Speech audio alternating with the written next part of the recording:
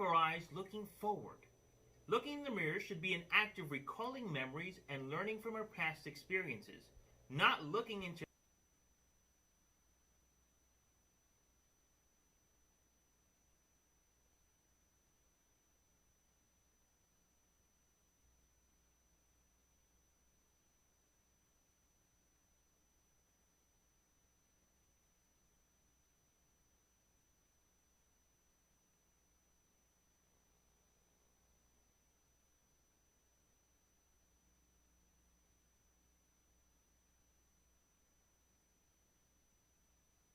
Thank you, Mr. Mayor. As always, it is an honor to address you, the Town Council, and the residents of Miami Lakes.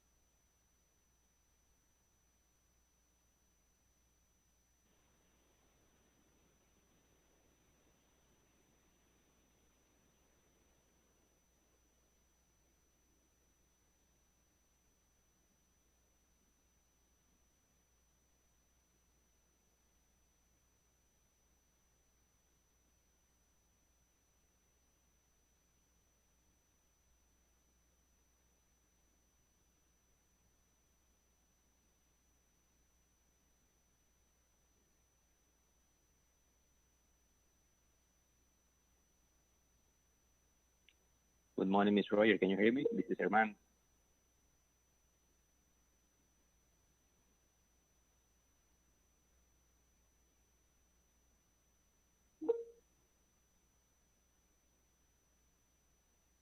Good morning, Miss Roger. Can you hear me?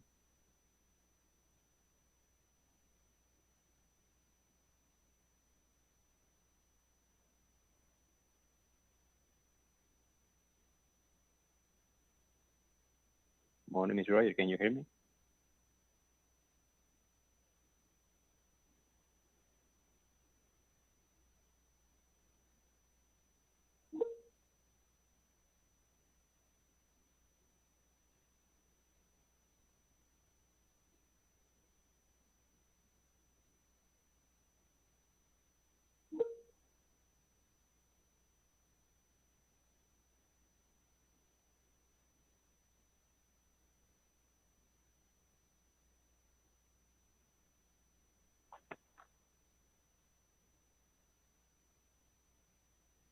Herman, can you hear me?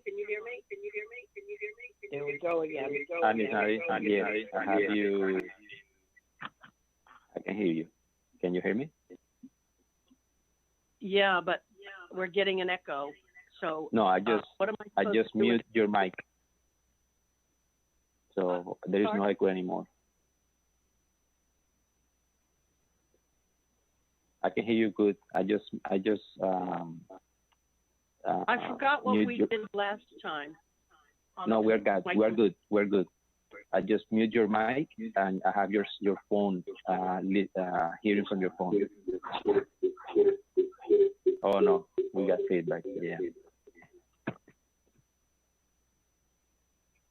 Okay. Can you hear me? Yeah. But Right. I get a little bit of feedback.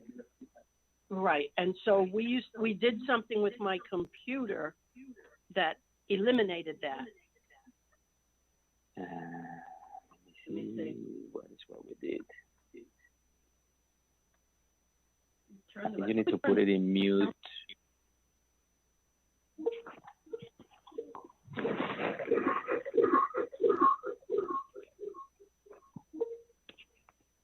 Can you hear me? Yeah. Still an echo. It's a computer. You know what?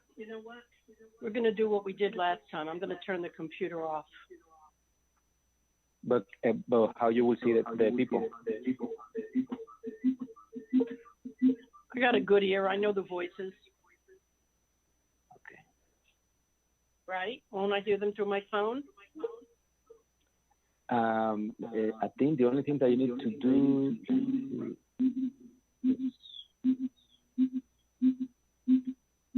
Yeah, we're getting the feedback.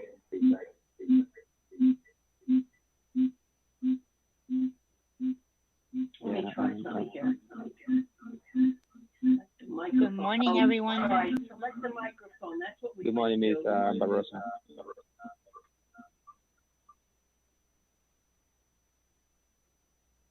Herman. Yes. Still an echo. All right, I'm playing here. That's why. I'm trying to get it unmuted or muted. Let me see. But which one? Your computer? Yeah, I'm trying to get it off.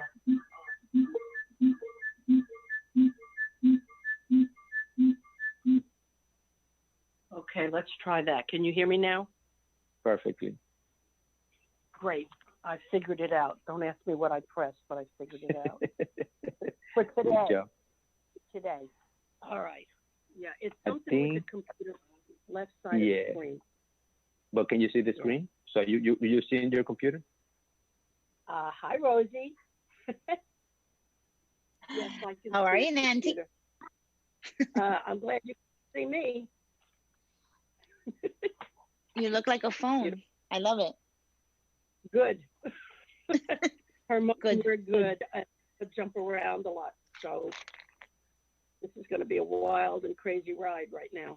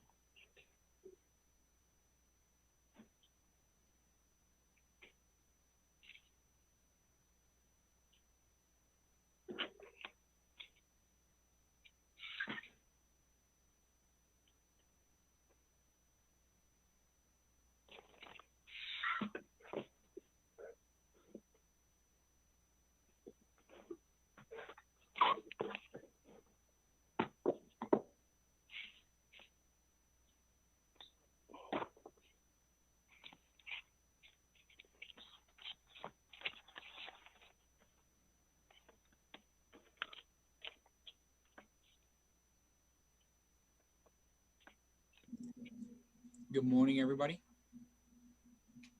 Hi, Brandon.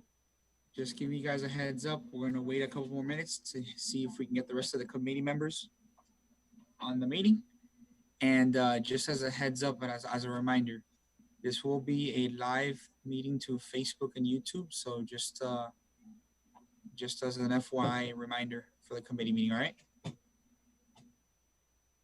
Thanks for the pressure, Brandon.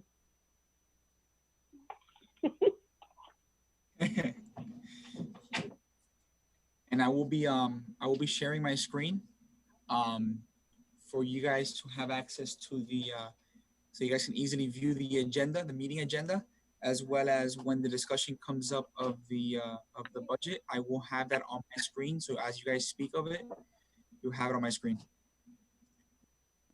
and your screen as well. Wonderful. Wonderful.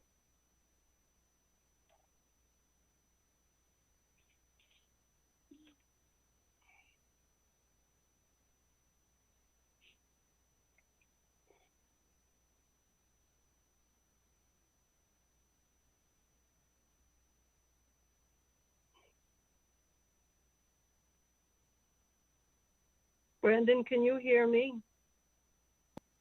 Out and clear. Okay. So I don't have to press any buttons or whatever to be heard. Am I right? Correct. Yeah, just leave it as is. And then I'm assuming that you have your computer open also to see the video, right? Yeah. Okay, Yes. so perfect. Yeah, don't touch anything. You're good to go. Brandon, just so you know, we need one more member and then we'll have quorum. Okay, perfect. Thank you for the heads up. Yeah, and it's going to be critical.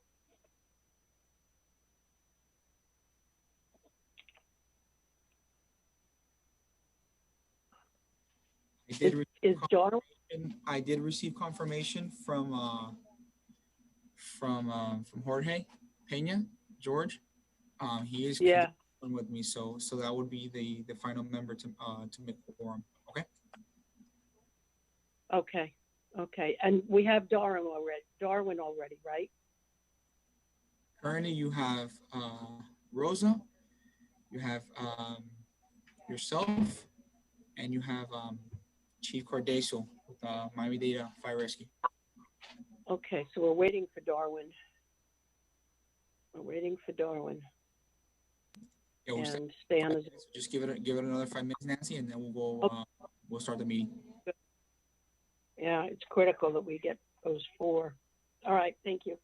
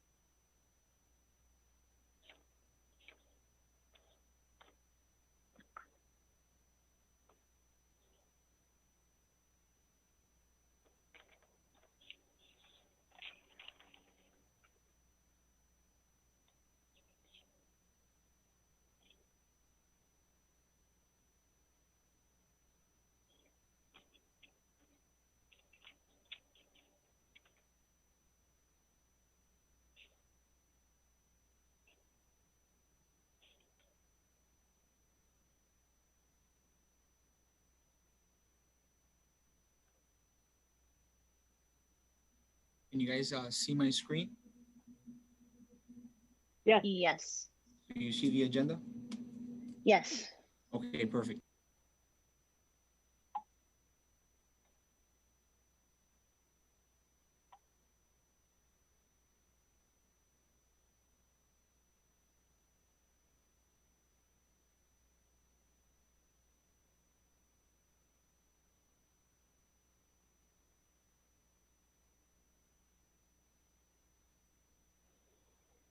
Brandon, someone joined as an iPhone. I don't know if you want to see if it's one of the committee members. Yes, that's Mr. I already renamed it. It's Mr. Jorge Peña. Perfect, perfect. So Nancy, it's 10 o'clock, and I believe that we do have quorum. If I'm not mistaken, it's yourself, Mr. Peña, and Ms. Barosa. We need 4. Okay, so it's 3. So I don't know if we have anybody else joining. I don't see anybody else joining as of yet. It was Darwin coming on. And lots of times I think he pulls over and joins.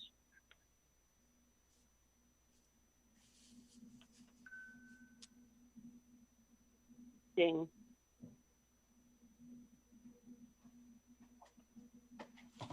As of right now, we don't have anybody else joining. So we can give it a couple minutes, Nancy, if you like. Yeah. Darwin's got to come through.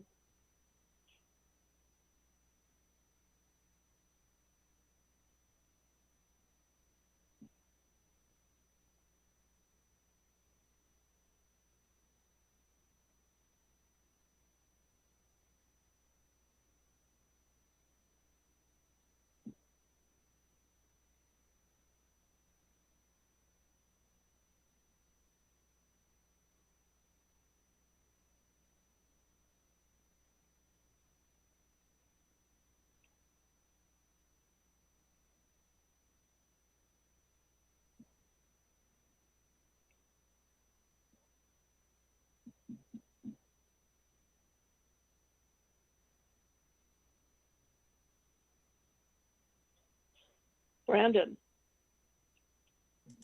Yes, Nancy, go ahead.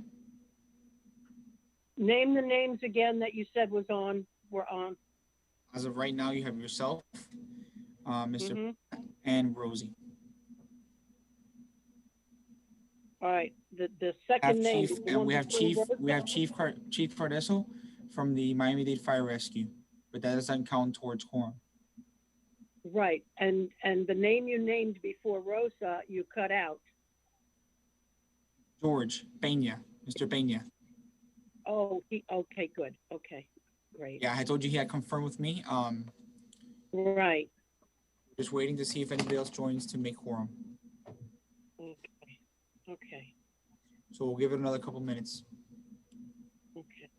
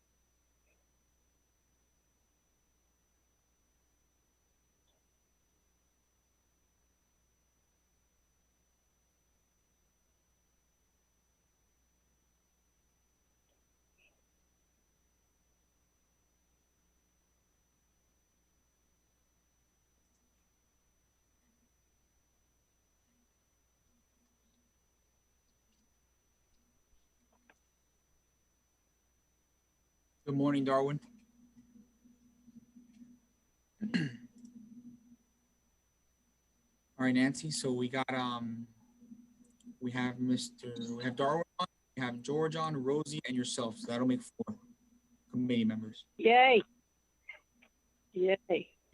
You are good to Good go. morning, everyone. You're ready. Okay. I want to start the meeting, and I have 10:05. Is that good? 10:05 a.m. on August 17th, 2020, and I'm going to call the roll. Nancy Rogers here. Jorge Pena here. Here. Okay. Rosa Barroso, Here.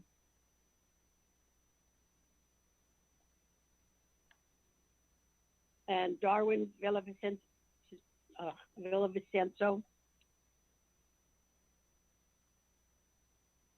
Darwin. Darwin, you might have to mute yourself. I think you're muted, sir. Darwin's here.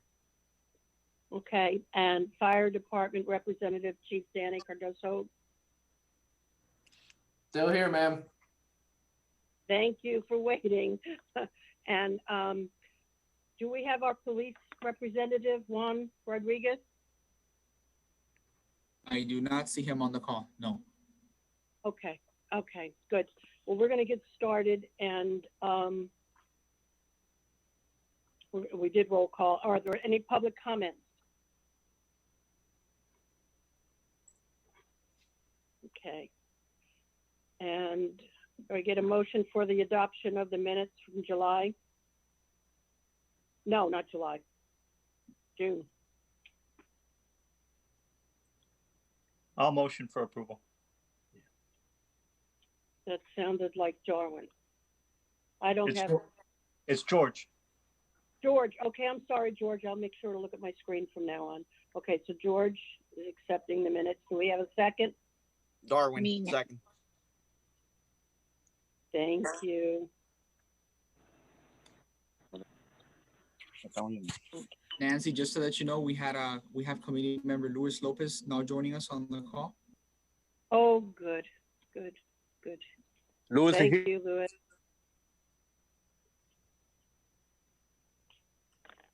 Good morning. I'm sorry. Good morning, everybody, and Louis. Okay, where are we on the order of minutes? Any deferrals, additions, or deletions?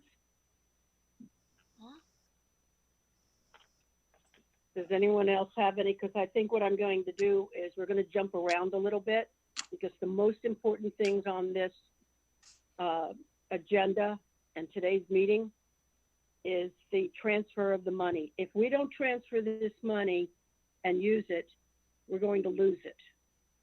So we have to vote today on some of these items and where we're going to move the money so that we can spend the money on various items that we'll go down the list on, okay? So, do I need a motion for that, Brandon? I don't think so, do I? I'm sorry, Nancy, go ahead. Do I need a motion that we might jump around on some of these different agenda items? Because the most important thing we're going to talk is 7A right Just now. make sure that you follow the agenda. Okay, Just make sure you follow We can do the that. structure of the agenda. Yes, please. okay, thank you. All right, so we're on 7A now. We have, I believe we have fire. We have Mr. Chief Cordes. I don't know if he has a presentation. I know we have special presentations. I know he's on the call now, so I'd like for him to see if you can give him a second to make a presentation now. Absolutely, absolutely. We'll go with that. I'm sorry I missed that. Good morning, everybody. This is Chief Cardesso with Miami-Dade Fire Rescue. Thank you for having me. It's been a little bit crazy, as you know, the last few months. So I know my attendance has been a little bit sporadic. I don't have anything special to present. Response times, call information, all of that remains unchanged. If anything, it's been a little bit slower than usual, including in the town of Miami Lakes. But I'll take any questions that you all may have. Okay. So I have one. Because of the virus and all that other stuff, has the department made any specific type of changes? That there's the usual ones, of course, everybody's wearing masks, but have you seen any changes that needed to be made, or have any been made, or do you have any suggestions to make your job easier? No real suggestions for the residents of the town to make our job easier, other than to continue to follow the CDC recommendations as they're updated and they come out. Continue to stay informed. Definitely maintain the social distancing and follow the mayor's directives on wearing masks. As far as internally within the department, yeah, we've definitely made a lot of changes, but mostly internal with regards to how we're processing our own people when they test positive, and some changes to the protocols on how we respond to medical emergencies in light of the pandemic. Okay, that's good to know. Okay then. Anyone else have any comments or questions for Chief Cardoso? And I'm going to interrupt my own question there. I have a feeling that on the agenda, your last name is spelled wrong. Yeah, it is. Am I but right? That happens often. It's Cardeso. E. Cardeso. Right. There's no O and there's no Z. Correct. Okay. Got it. Thank you. I'm a stickler for spelling names right. Okay. Thank you so much for that, Chief, and I appreciate your presentation and your comments and being here for us. Thank you. Okay, ma'am. You're welcome. Okay. Now, 7A. Everybody, if you look at the budget, I was up until 2 in the morning doing it. 2 days later, I looked at it. I said, I hope this makes sense, because it's not making much sense to me. But the bottom line is this. Has everybody been able to read how and what I meant the way I wrote the budget? Because what happens is when we vote on this to do this, to move the money from one item to another, what Brandon will do is fill out a request for transfer of funds that will go to the town, and they will approve it or not. And Brandon, who do you actually turn that into? Gina or Claricel or? No, that's handled through finance. If you see the screen right now that I'm sharing, Nancy, is the budget. The budget as of today, as of this morning, actually. So that is the current, if you see available budget, that is the current committee budget as of this morning available. So you can see the transaction for the $250 for the public safety signs that were already purchased. And then you would see the balance on the rest of the line items for the rest of the total committee budget. Right. So basically, simply, is we've only spent $250 for 50 signs. And if there's anybody on the committee right now who knows or isn't sure what we're talking about with the signs, because you're new, these are the signs, the red and white, they look like a parking sign, and it says drive like your kids live here. And it's so I have the invoice up. I have the invoice up, Nancy, if you can see the information. When we purchased the signs also. That's the exact information that when we purchased, made the first initial purchase. Right. And they look like some of the campaign signs that you see around town now. They're on those type stands. And what we're going to do is finish with this budget, and then we're going to also discuss where those signs are going to go and whatever. But we've got to do this so we don't lose our money. And the reason why I moved the money the way I did is because we did not have the appreciation breakfast. So we had $1,500 for that, and we spend none of it. So that's why you see a zero, because we moved all that $1,500 into the other categories that you see. And we did not do search. So I put gift cards and breakfast. We're going to have to vote on that because if we move that money to there or from search, what I had in mind was something that I saw on social media that the Metro-Dade Police Department did, which was they didn't have their appreciation event as well, but they did a video whereby they awarded the different officers. There were 2 detectives who did an outstanding job on a case they had, and virtually they received, they were filmed receiving their plaques and that type of thing. So I was just wondering, maybe we could follow through and ask the police and fire department to select an officer and a firefighter or first responder for the year, and we could still have a plaque made up and present it along the CDC rules and everything and go from there with that. And I just wanted to bring that up. It would take a bit of work. We'd have to act quickly. We'd have to get the plaques made quickly. So, but even if we did it October, November, if we spent the money prior, we could still have this event if you all agree. And if Brandon says it can be done that way. So Nancy, just 2 quick comments. The public safety sign, I have it here for the committee members to see. The final, okay, good. That'll be the design that you see on the screen. In terms of in-person events, we don't have any in-person events. The town hasn't hosted one since the pandemic started. So that would be something we'll need to obviously run up a chain of command to see if we can get approval or something of that nature, Nancy. We can definitely might possibly do something virtual if you'd like before the end of the fiscal year. That'd be something that possibly we can get it done. Obviously depending on the direction that the committee would like to take.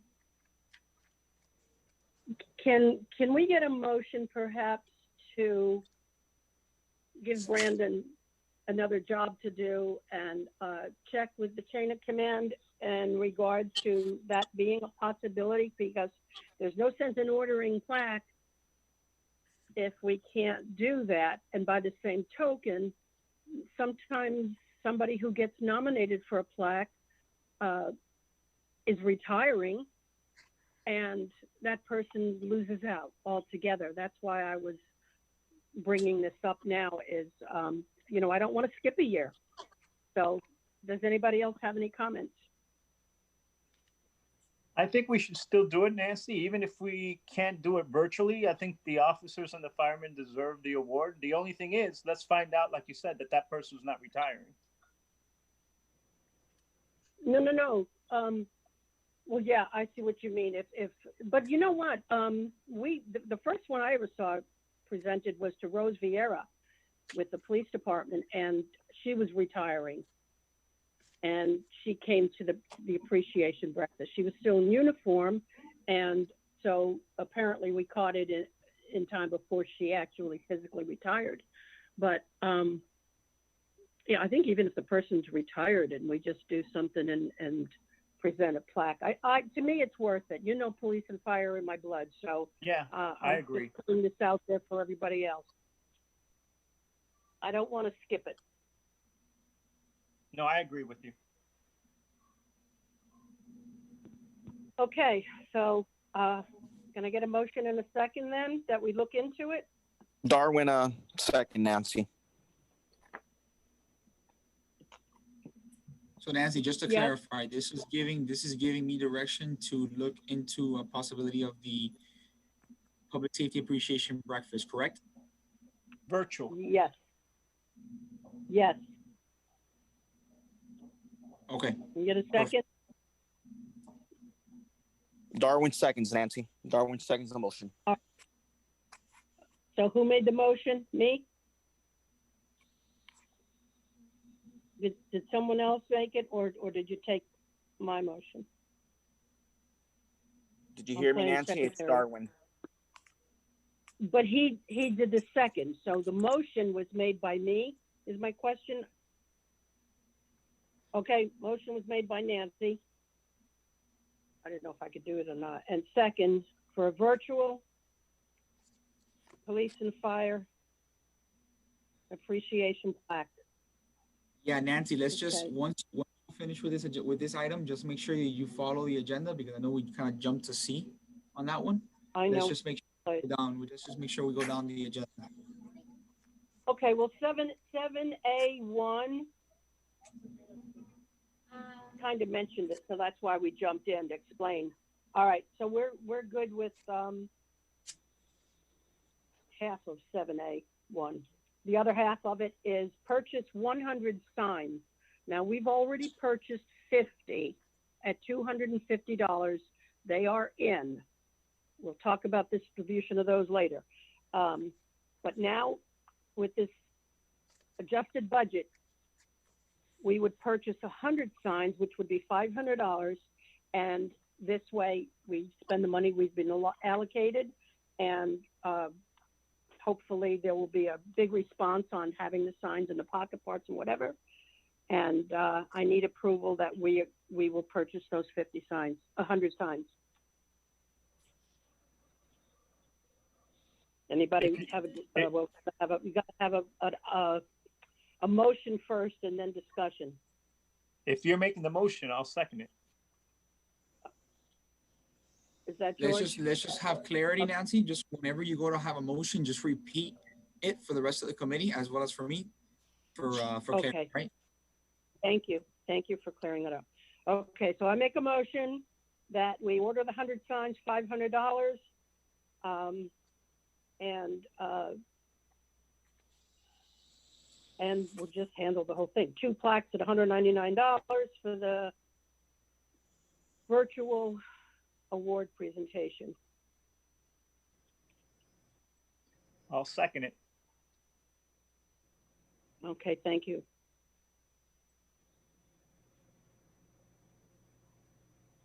Okay, any objections? Motion passed. Okay, now next is 7A2, transfer of $699 funds request for that item, the 7A, to transfer the $699 to cover item 7A1. Are you all following me?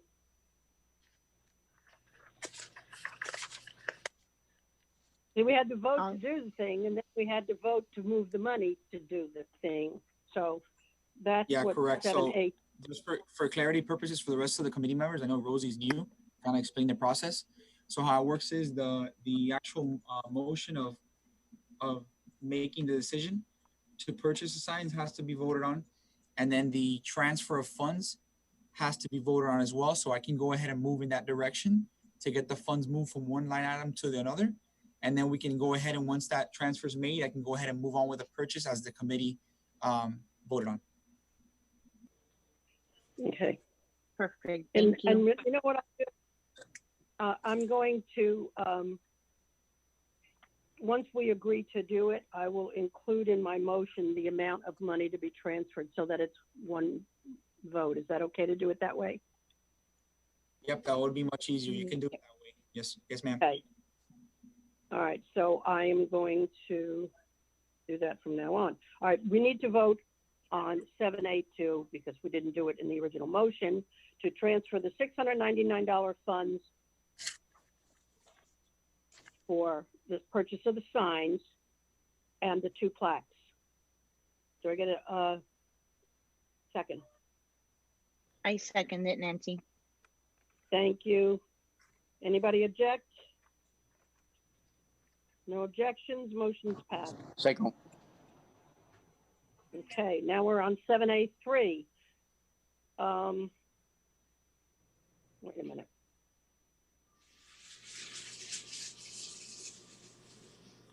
That's where I've got myself confused. Purchase of 100 Nancy, signs. just some clarification for the committee again. So these funds, so for instance, this fund would be transferring $699 in the month of August, correct?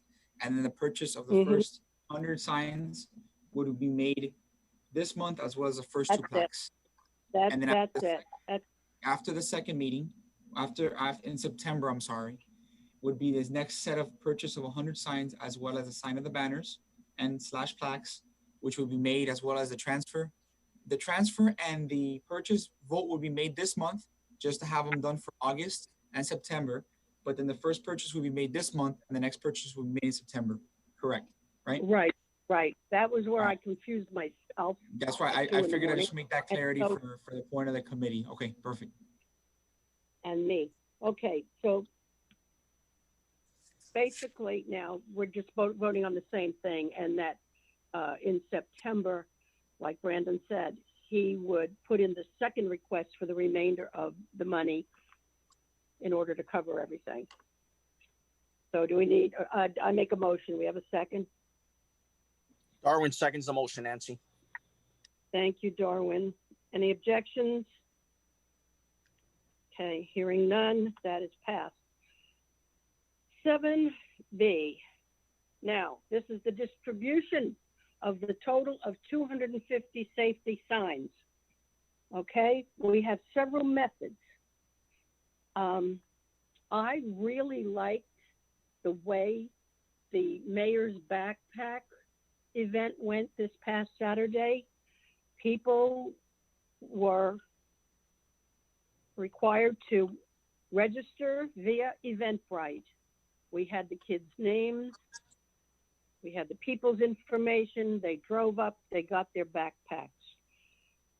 It keeps an even, fair method of distributing the signs. The only trouble is, well, not trouble, but they have to be Miami Lakes residents, and they can't go putting them, here's where it gets a little icky, is you can't give that sign to Jane Doe and then she turns around and sticks it in a swale area.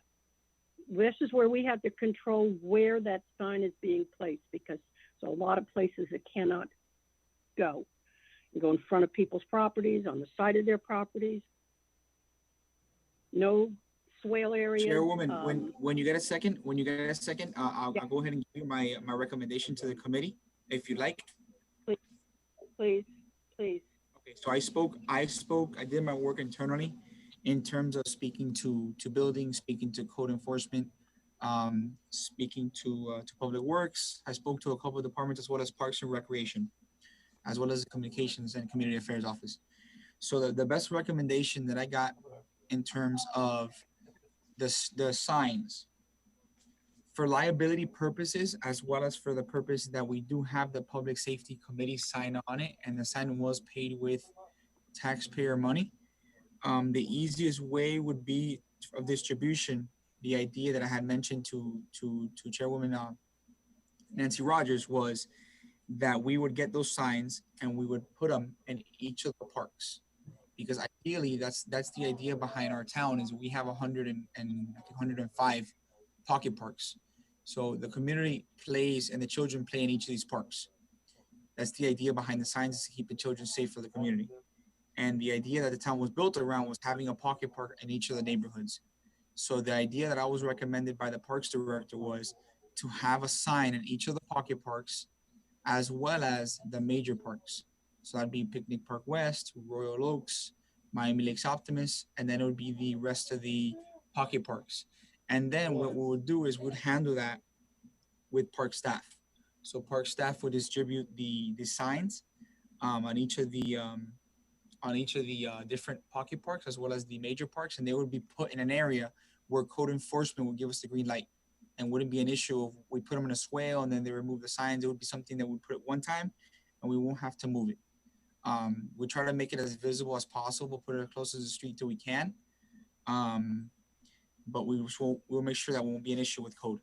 So that's my recommendation to the committee. That's something that would, I think, for liability purposes, as well as for to not have any issues with code, would be to put them in each of the pocket parks, as well as the larger parks throughout the town.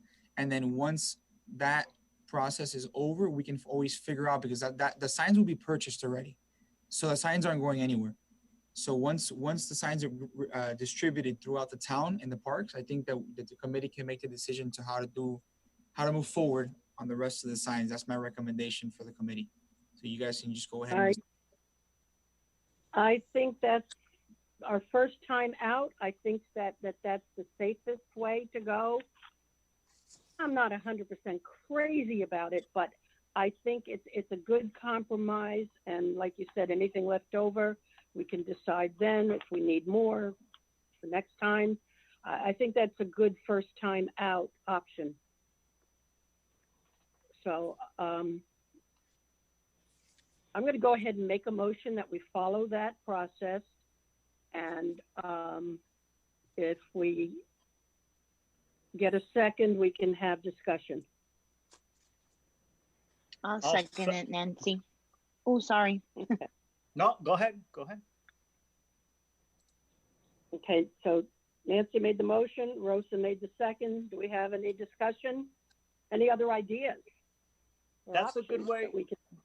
That's a good way to introduce it, Nancy. My only concern is what Brandon said about the visibility.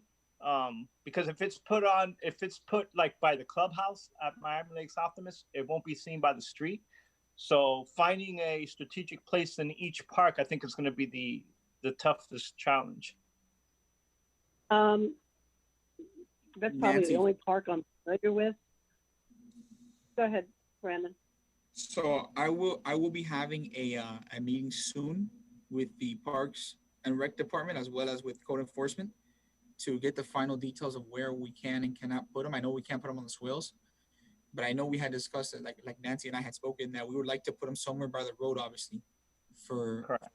residents driving by or regular pedestrians driving by to see these signs. So I will come back to the committee with the final information on that. But I mean, obviously the committee would have to give me the direction in which you guys would like to have me focus my efforts on. Well, I think basically you already, I think we've already been told, and you already know what input all these other departments and town people have said, have in mind, and what we can work with. If there's any further discussion, hopefully I would be invited to part of that, just to hear what everybody else has to say and get a general idea and hear other opinions other than what I'm hearing today, so that I understand. And the only thing is, to put the signs right near the playground equipment, the kids don't drive. So at certain areas, and even where that roundabout is, or whatever you call it, over there at the Optimist Park, right there, I don't think would be harmful. Isn't that town property? Right, where you pull into the driveway? I believe so, but Brent? once again, like I said, that meeting that we're gonna have is to discuss all those specific details, Nancy. And I'd be more than glad to have you as the chair of the public safety to be a part of that meeting.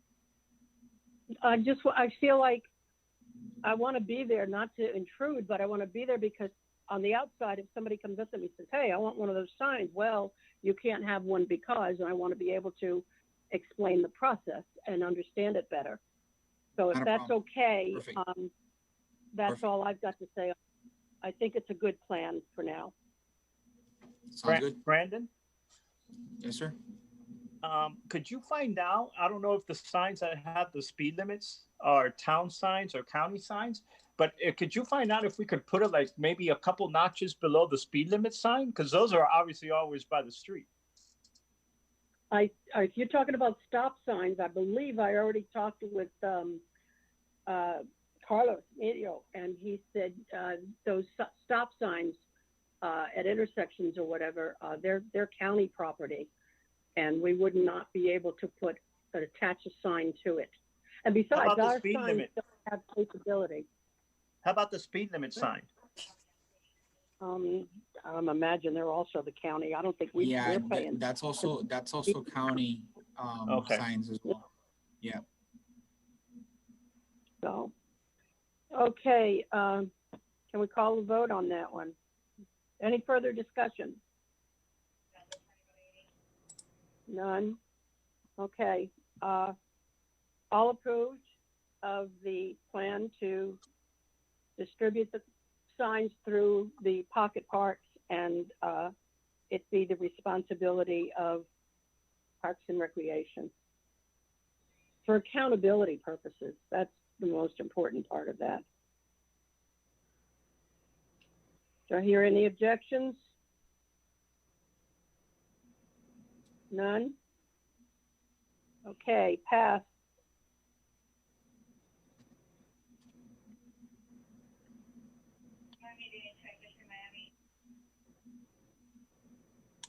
I'm sorry? Brandon, who was that talking? I think it was just an echo in somebody's audio. Okay. Okay. And we did sort of talk about the police and fire virtual appreciation plaque ceremony, but I don't believe we voted on that. So since we did discuss it a bit, does anybody have any comments or anything on that? Or I'm going to need a motion and a second. Darwin seconds the motion, Nancy. Yeah, I think we already did vote on that. I'm sorry. Okay. Yeah, Gotcha. I made the motion. Owen made the second. Okay. But okay, that's Nancy and Darwin. I'm also taking minutes here, guys, so that's why I'm all over the place.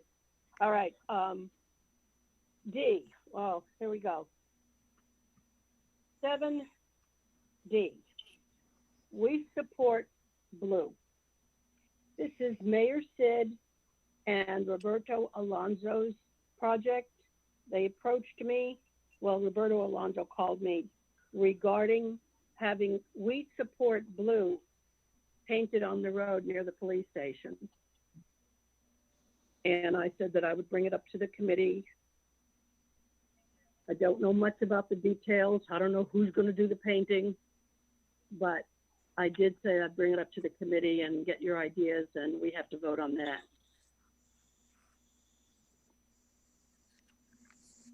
Any comments?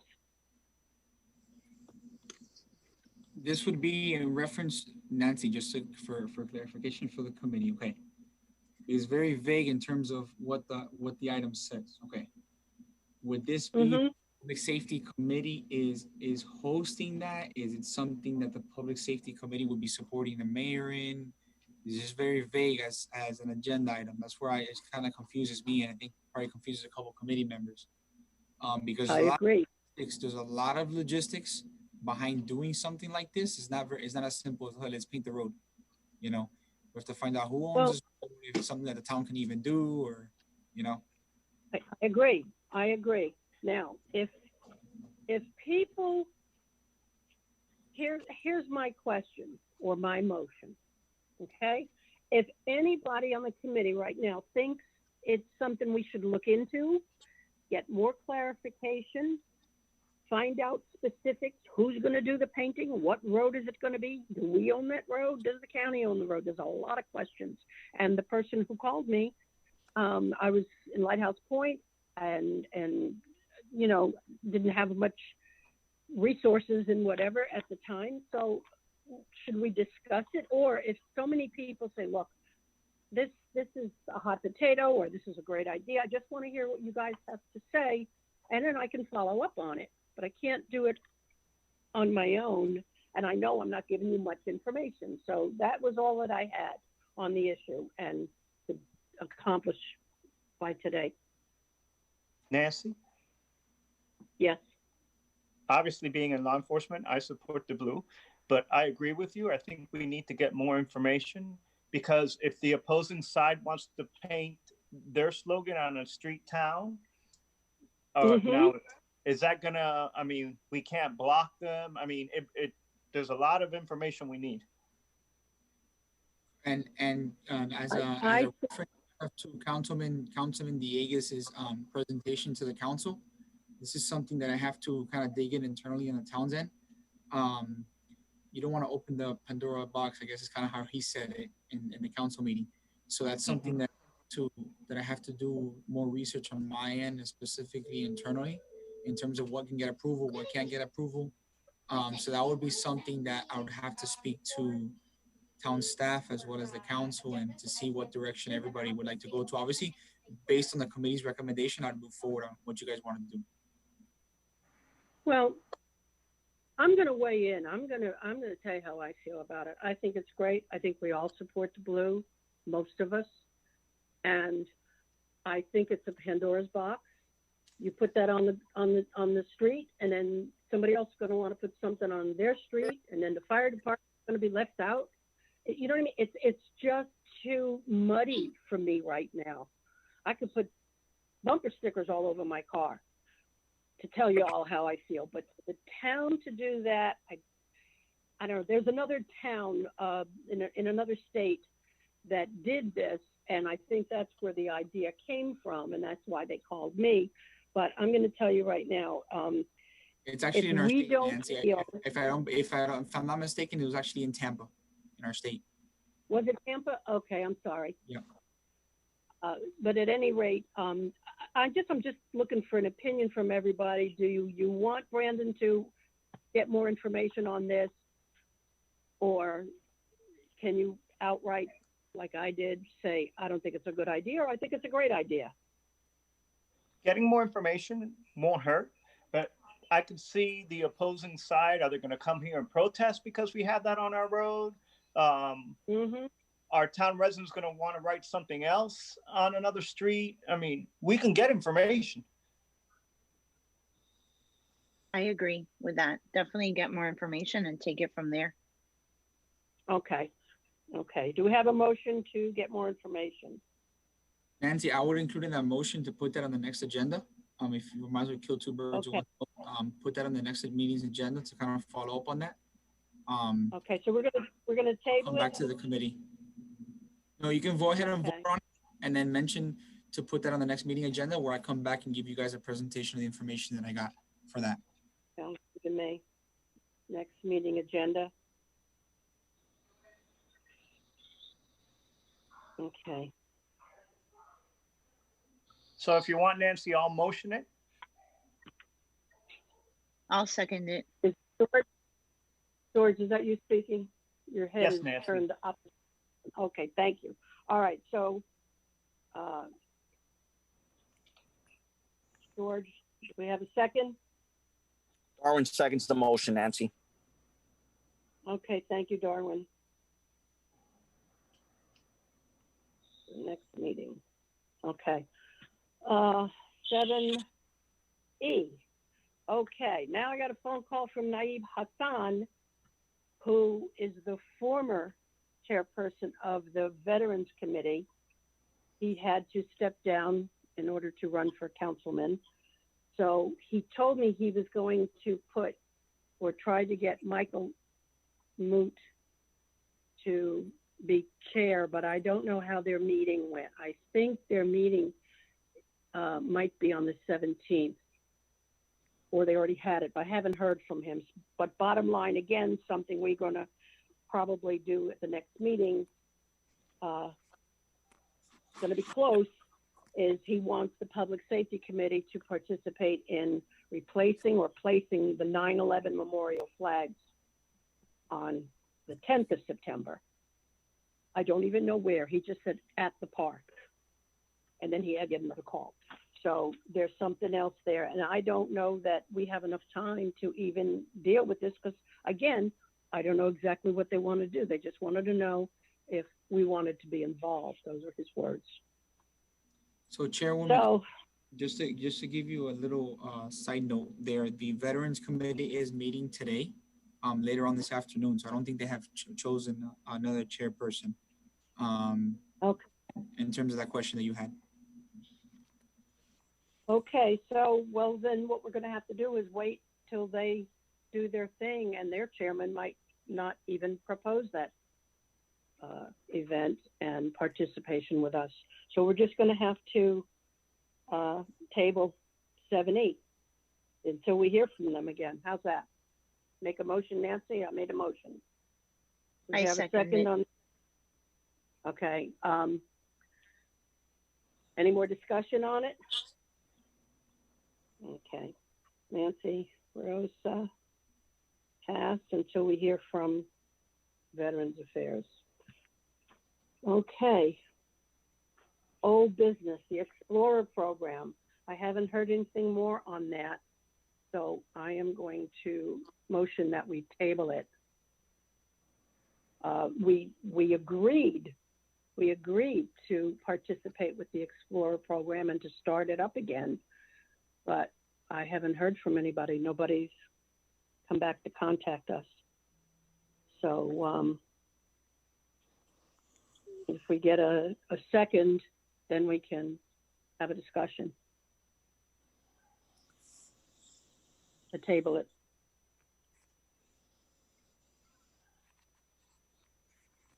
I second it, Nancy. Okay. All right, so does anybody have any questions, or have you heard anything on this Explorer program? From what I understand, the Public Safety Department or committee wouldn't be actually training the Explorers.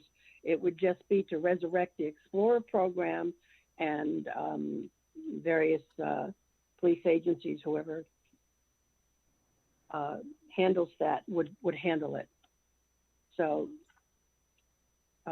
you want to table it, and I'll get more information and see if there's been any progress with that?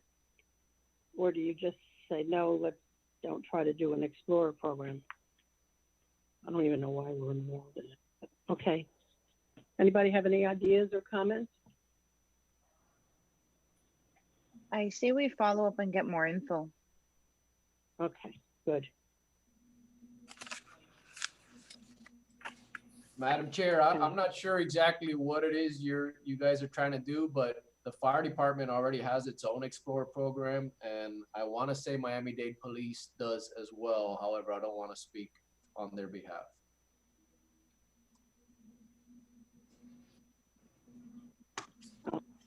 Okay, fire department. Okay, program. Okay, I think I'd like to table it and get some more information and come back to the committee with more information on it. Like I said, I was obligated to put it on here and let you know what we've been asked to do. And truthfully, because we're not doing that much with it, I think they will go ahead with it anyway, whatever our opinions are. But I will go ahead and table it, and I'll get more information for the next meeting. And then next item, any further discussion on that? We're going to table that as well. 8B. I'll make a motion to table 8B for further information. Do I get a second? Darwin seconds the motion, Nancy. Thank you. Okay, all right, one more. Mental health initiative participation, 8B, right? That's the one that we just tabled. And any announcements?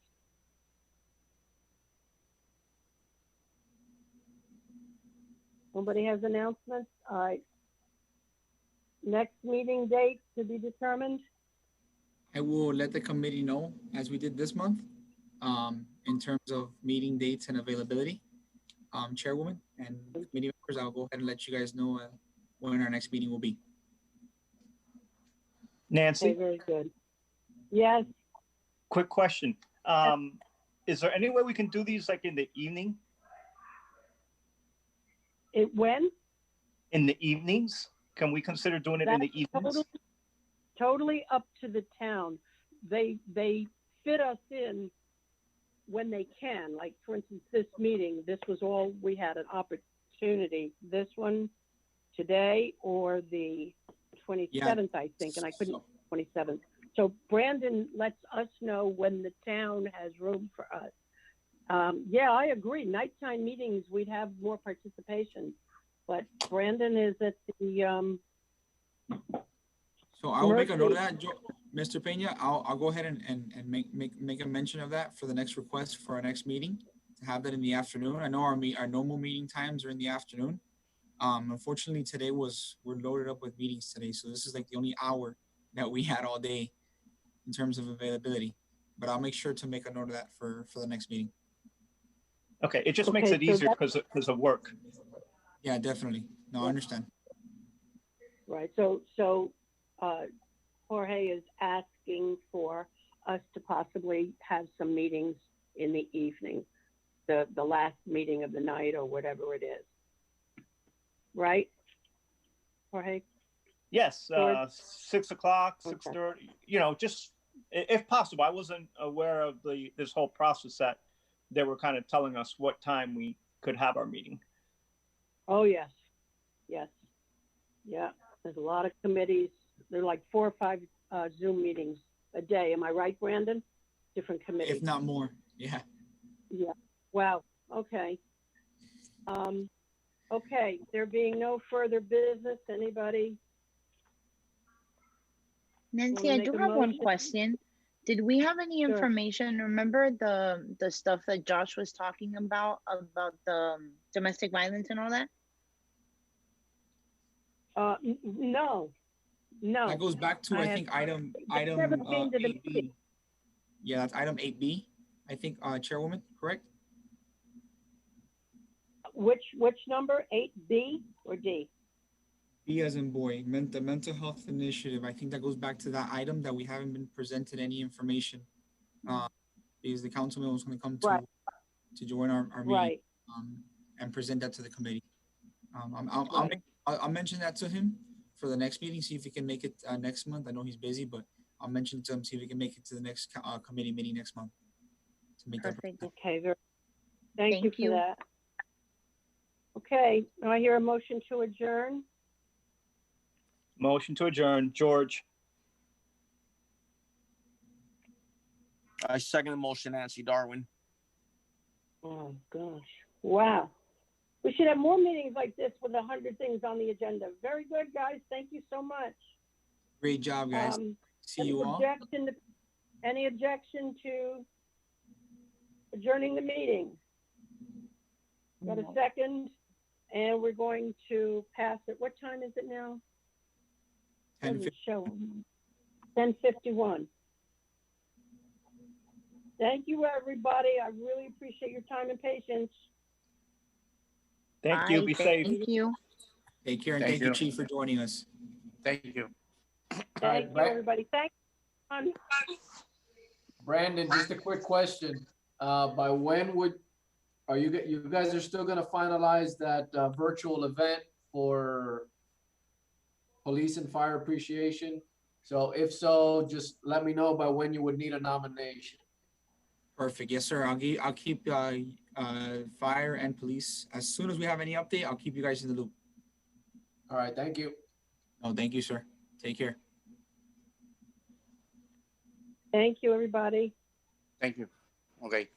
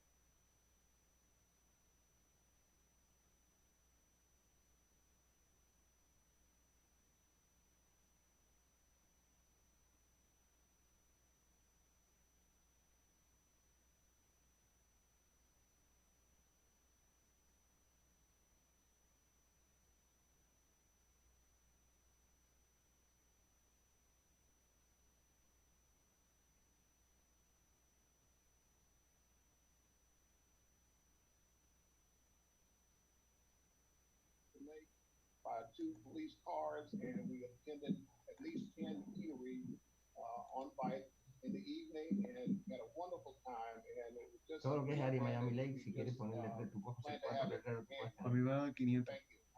Thank you. Puede tener una pila de Ahí te voy a poner los pasos. eso va a ser cuando lo vaya a soltarlo. Creo que lo vamos a soltarlo para el viernes.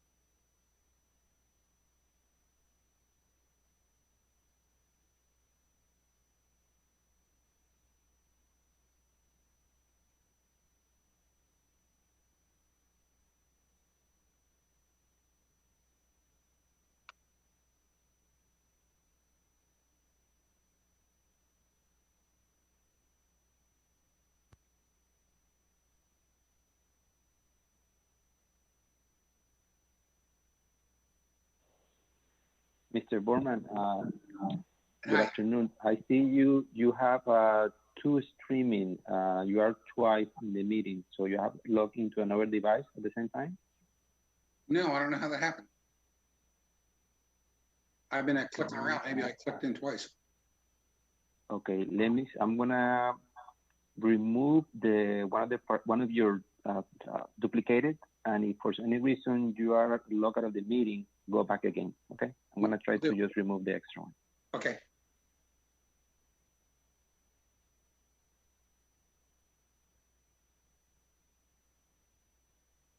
Okay, I think we're fine, Mr.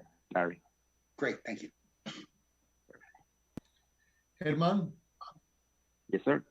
Hey, how are you? I have here with me and with me as well as Pedro Fiallo.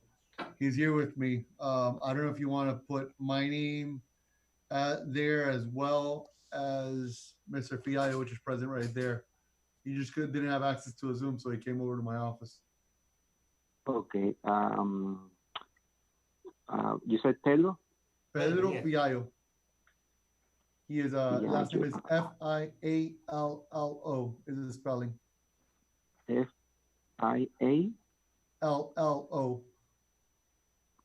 Perfect. Thank you. Yeah, I'm gonna put it here.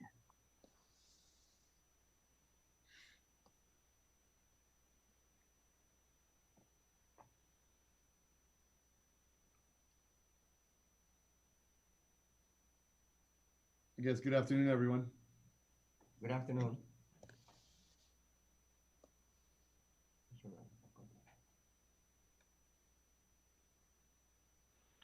Just a quick heads up, Mr. Hassan. We are live in all channels, on our website, YouTube, and Facebook. So whenever you guys ready, we're good to go. Thank you. I'm not running the show. Mr. Coote is running the show. Perfect. And thank you. Because of the issues that we've had in connectivity, the meeting starts at 12:30. We've got about 1 or 2 minutes, and then we'll just allow perhaps an additional couple of minutes before we get started. Perfect.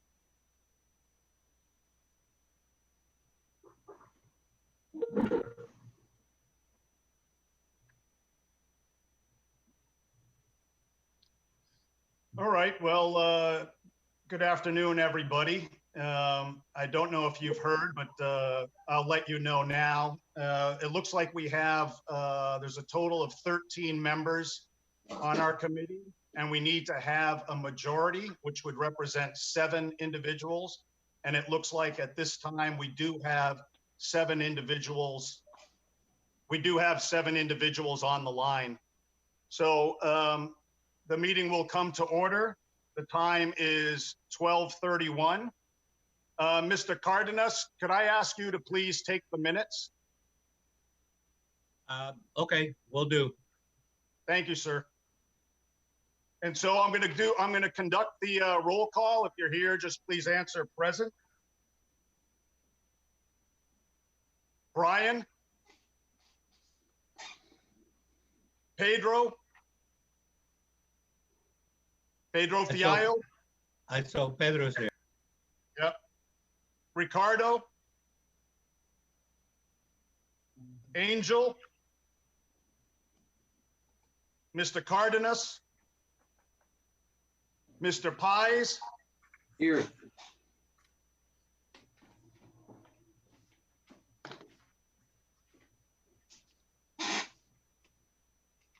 Mr. Bowman? Present. Mr. Rodriguez? Present. Mr. Jay, I got you. Jay is here. Dennis? Here. Alejandro? And Mario. Very quick on Mario. He's actually suffering from COVID and is in the hospital. So if you guys can keep him in your thoughts and prayers. Oh my goodness. Okay, thank you. You're welcome. So in fact, we do have 7 people. Based on the approval of our last meeting, we're going to begin with the Pledge of Allegiance. So if you would please, we'll stand and we'll recite the Pledge of Allegiance. I pledge allegiance to the flag of the United States of America and to the republic for which it stands, one nation, under God, indivisible, with liberty and justice for all. And then we'll observe a short moment of silence, please.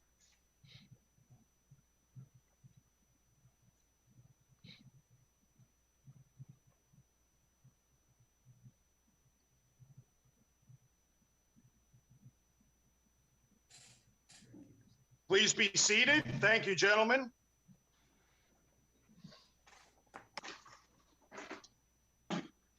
And so if we could, to get started, for those individuals that are unaware, our chairperson, Mr. Naib Hassan, has cast his hat into the ring for a council member. And as a result, he had to resign his position as the chairperson for our committee. So at this time, I'd like to turn it over to Mr. Hassan. But before I do that, I'd like to say thank you very much, Naib. You know, under your leadership and mentorship, I think the committee really established itself as a force for veterans issues, with the idea that you forwarded, I think originally with the banners recognizing veterans in the town, followed by the success of the Jingle Bell Jog, which was a tremendous success last year and resulted in $17,000 that we are going to be able to provide to a veterans organization. Followed, I think, lastly by the innovative idea you had for veteran response team. Whether or not that's seen to fruition, we're going to touch on that later. But again, especially in light of the fact that you yourself were not directly involved in the military, I understand you had family. It really is a testament to your commitment to the town and to the Veterans Committee. And I think I speak on behalf of all committee members and the citizenry of the town by saying thank you very much for offering your time and your efforts in support of our committee. Without further ado, then, if you'd like to address the committee, please, this is your time to do so. Michael, I want to thank you for all your kind words. And you know what, at the end of the day, I'm going to be here for each and every one of you. Being on the committee was an honor. It was a pleasure for the last, basically since the beginning of 2017. I've sat on, and when Gary Cardenas ran it as the chair, it gave me a good foundation as far as how the Veterans Committee should be run. And it was just because we worked as one tight group that those initiatives were able to get done. It doesn't take the work of one, it takes the work of all of us to get initiatives done, sort of like the military troop banners. Without Fred Senra at Miami Lakes Automall, we would have never got that going. Without Headquarter Toyota and Judy Senra's support for the Jingle Bell Jog 5K, we would have never got that initiative going. And it's important that we continue working and fostering the relationships within our community and working with other businesses in order to forward the movement that we need to move to bring attention to veteran causes, such as what brings kind to my heart in veterans coping with PTSD. I mean, again, we couldn't have done this without the support of every single one of us. and without the support of our community. And it was a true honor serving alongside of each one of you. Some of you have served in the military, and for those of you that haven't served in the military, it's a testament to our work together as members and volunteers in the community, as far as what positive change we can make in the organization. Michael, with your permission, I'd like to speak on the different agenda items as they come up. I know there's different agenda items that are part of my platform, sort of things that not that I brought up, but things that are dear. I don't know if you want to discuss it now, sort of like the transfer of funds for the shirts, the VRT, and the flag planting ceremony. You tell me. You're running the show today, so. Right, and I apologize. Oh, sorry. Go ahead, Jay. A quick question. Since Naib is gonna have to step out as the chairman, and how does this work? Who's gonna be looking over the committee now? Yeah, we're going to address that a little later, Jay. And Naib, if you don't mind, the items that you mentioned, if we could please save that to where they fall in the agenda. I believe I told you I was going to send you the agenda. I don't know if I did that. If I didn't, I apologize. Pedro, you should have it. William sent it out to everybody. Yes. Okay, Mike, great. I received it from, I believe, from yourself and from Willie Sanchez from the town, and so I have a copy here with the minutes from the July 21st meeting, as well as the new revised agenda that we just received, which had the minutes from another prior meeting. Right, fantastic, very good then. So if you don't mind, yes, we certainly want your input. Some of these are your agenda items, and if we could, just for continuity's sake, we'll just wait until we arrive at that item, and then if you could please provide the background information for the committee, that would be great. That's fine. Thank you. So thank you again, Naib. Is there anybody else in the meeting that has a public comment they would like to make? Not a public comment, but a suggestion. If you guys can bring that, whatever needs to be voted or addressed at the beginning of the meeting. I don't know how tight everyone is with time, but I am a little pressed with time. So if you guys don't need me for a lot of issues, then we can go on as normal. Whoever, if you guys need everyone for certain issues that are more urgent, can we bring that up to the top of the list? Great point, Mr. Lazala. The at issue though is there was a little bit of some consternation and back and forth. The town attorney, which we were going to address as we got through the order of business, but the town attorney recommended that the vacancy requires a nomination and a vote for the chair. The reading of the town bylaws and Robert's rules, which are the rules that govern parliamentary procedures, suggest otherwise. They suggest that the vice chair becomes the chair for the remainder of the term, and then there's an election to fill the vice chair position. The town attorney disagreed with that position. So as a result, we're going to follow his recommendation, albeit with some hesitancy. And because the chair requires, in his interpretation, a nomination and a vote, we put it, I elected to put it at the end of the meeting so I could serve for this particular meeting as the chair. And if the committee elects another chairperson, then they'll have the full month to prepare agenda items and then present them at the next meeting.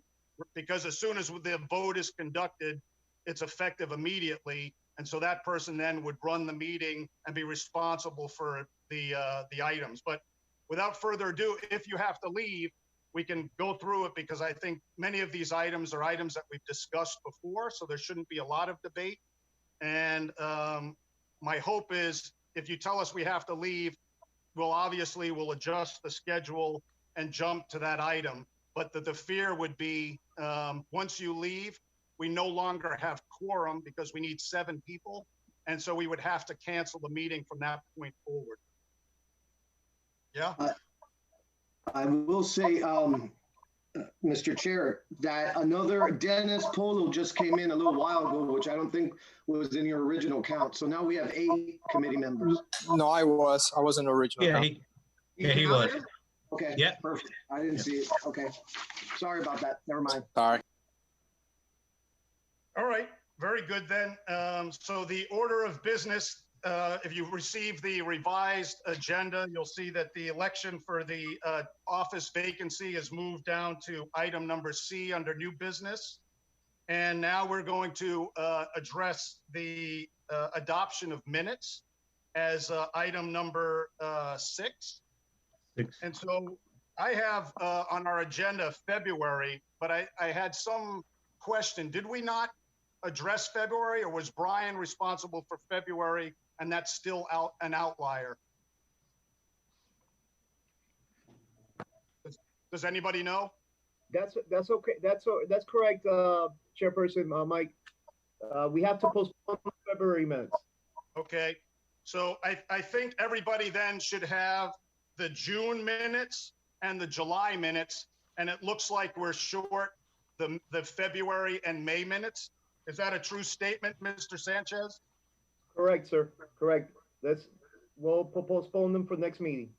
Okay, so we'll postpone the February and May meeting minutes, and then since everybody has the June and July minutes, the minutes of the previous meeting have been distributed.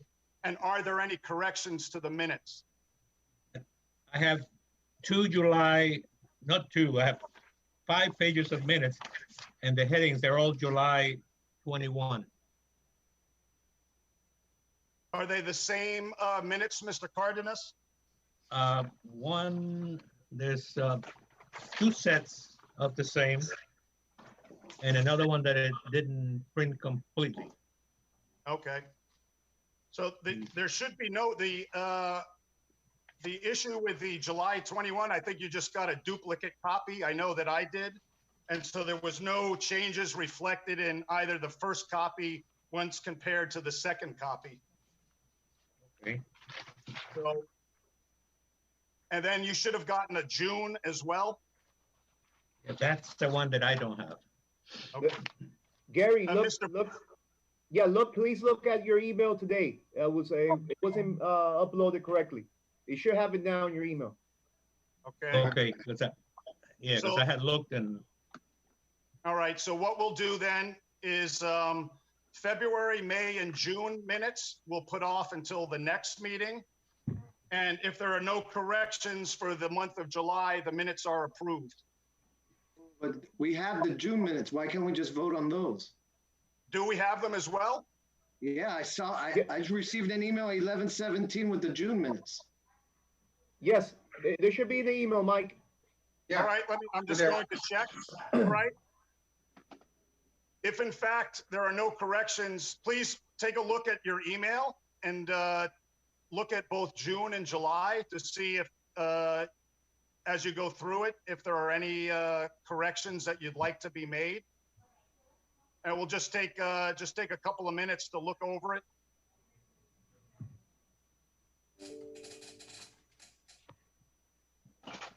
Okay.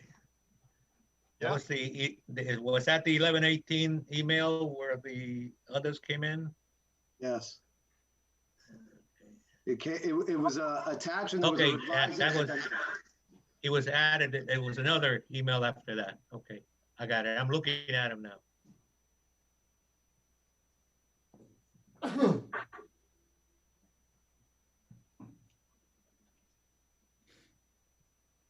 And thank you again, Mr. Pies, for putting those minutes together. I know that you didn't sign up for that, but thank you for putting in the extra effort on behalf of the committee. No problem, Mr. Chair.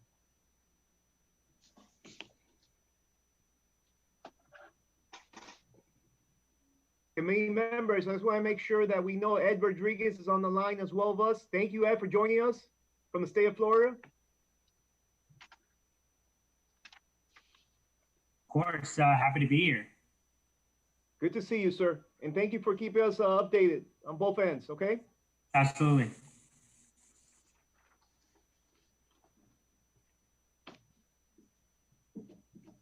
Does anybody need additional time to look at the minutes? Just about finished. Okay.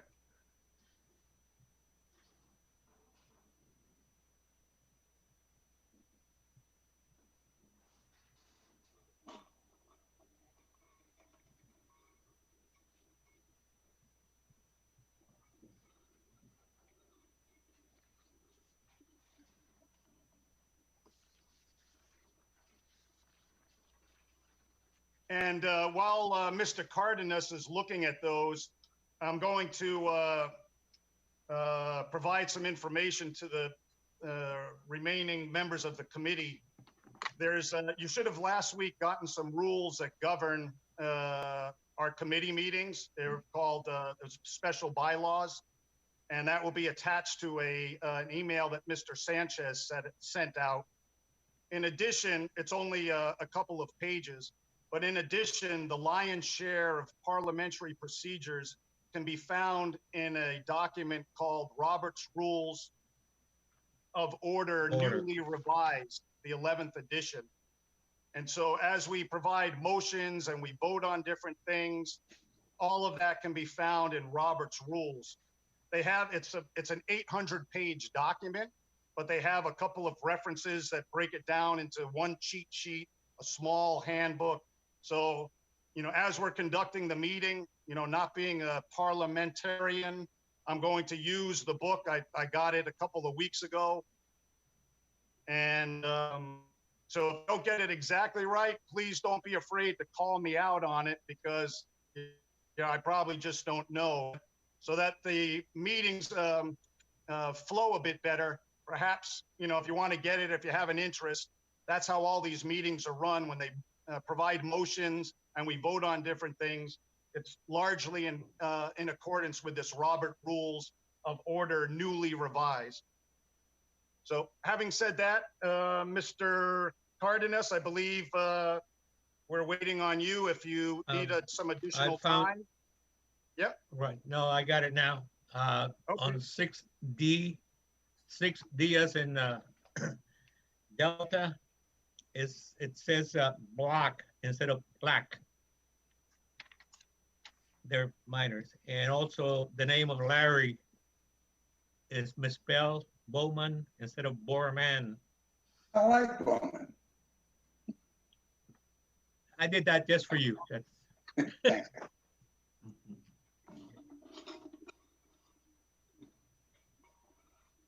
But I didn't see anything, any other problem. Thank you, Ed.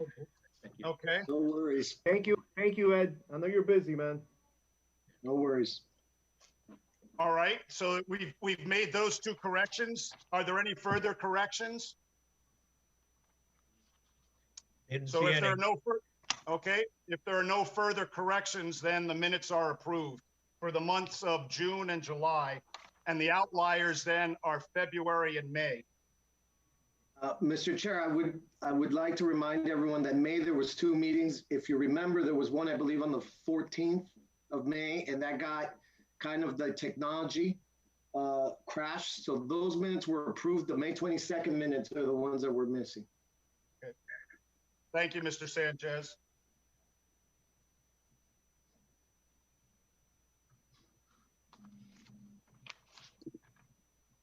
All right.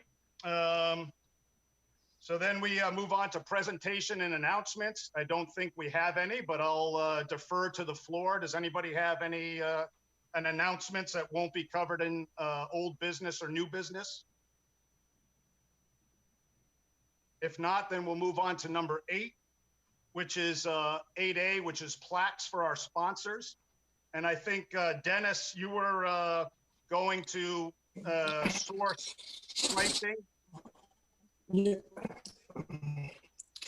Yes, sir. I'm still working with the place. I'm actually glad that I haven't got an answer yet, so I will have it by close of business issues unless we have the design and the final quote by Friday.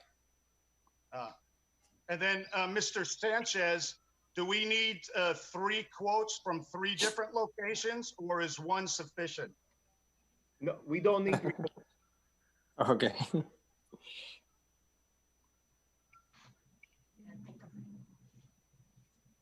Take it back, take it back. Take it Mr. back. Sanchez? No, we don't, Chairman, Coop, we don't need three prices. Okay, very good. Thank you So then, once it- Mr. Polo and Mr. Cardenas.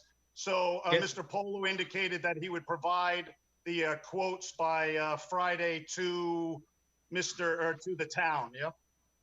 I have it, I have it, I had it down. Very good. That's A.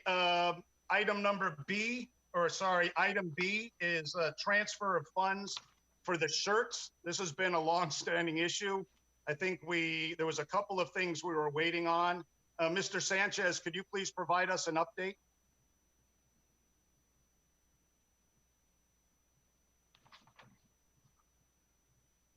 And William?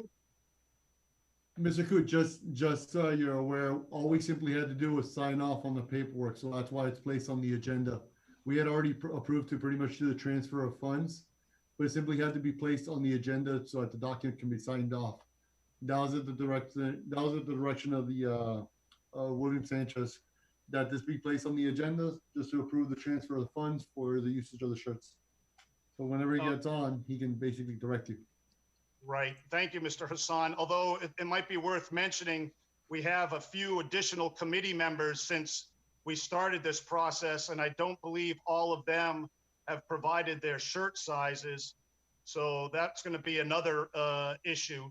Mr. Hassan, are you aware of the standing of the additional committee members and whether or not they were able to provide their shirt sizes to the town? I believe all 14 of us have provided size of our shirts to the town. And I say all 14 because I was on the committee. At this point, it's 13. And all shirt sizes have been tendered over to the town at this point in time. Yeah, very good. And is there anybody that's currently in the meeting that has not provided their shirt size to the committee or Mr. Sanchez? Or thanks to the COVID quarantine, wants to change their shirt size?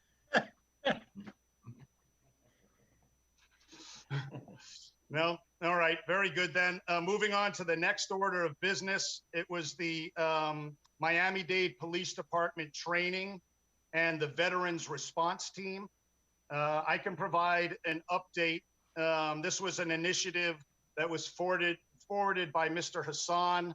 He went to the council, Town of Miami Lakes Council, and involved the Crisis Intervention Team Director for all of Miami-Dade as a partner in providing this training to officers in Miami Lakes, with the idea being that perhaps that training could be extended to include the Miami-Dade County at large. There have been a couple of teleconferences that have talked, where we are with this initiative.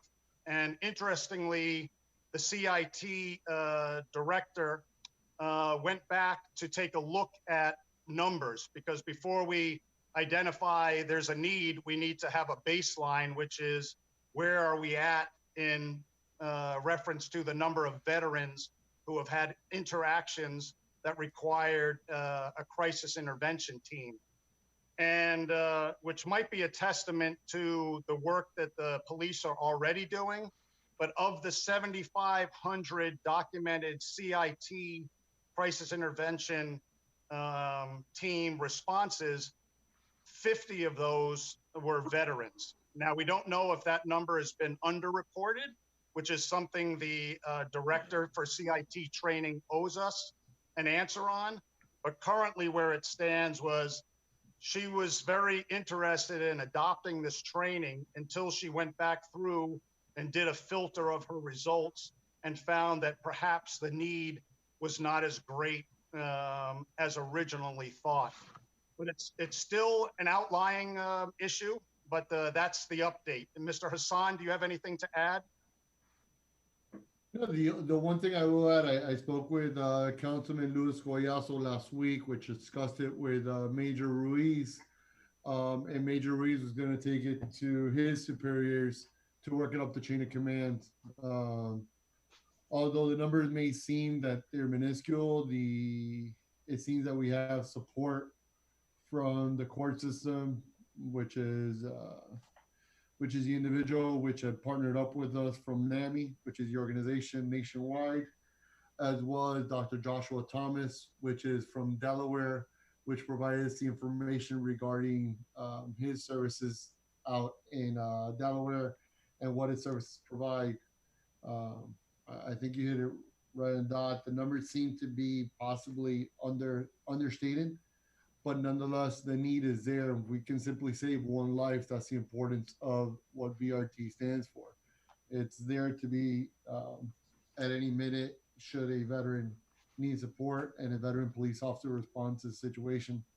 I'm going to, with your permission, I'm going to continue communicating with Mr. Collazo in regards to our efforts, Councilman Collazo, and communicate with the other bodies to ensure that VRT proceeds forward across Miami-Dade, and also possibly use the town of Miami Lakes as a pilot program for this initiative.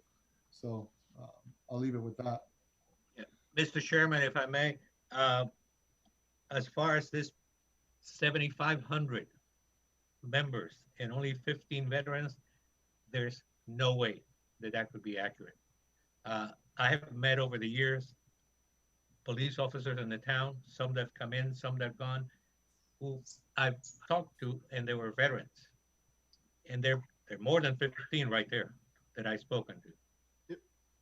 No, you're right, Mr. Cardenas. I think the number has been unreported, but what they were suggesting was the 7,500 calls that have required a crisis intervention where an officer goes to the scene. Oh, okay. And in essence, talks somebody down.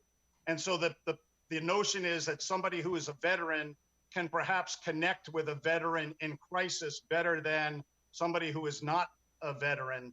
And so what they suggested was, of the 7,500 approximately CIT calls where there was a person in crisis, 50 have been veterans who needed some intervention. And you're right. Yeah. Yeah, no, you're right. No, you're right, though. It does seem disproportionately small, which means either veterans' needs are it's either underreported, veterans' needs are being met very well, or we just don't have a lot of veterans in crisis. Which is, yeah. Yeah. Yes. Go ahead. No, I had a point of order.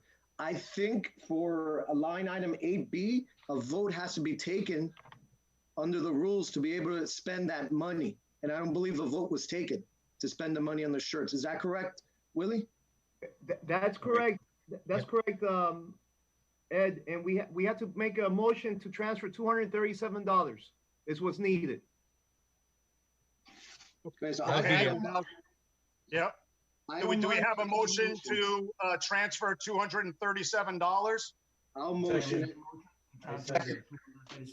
Who made the motion?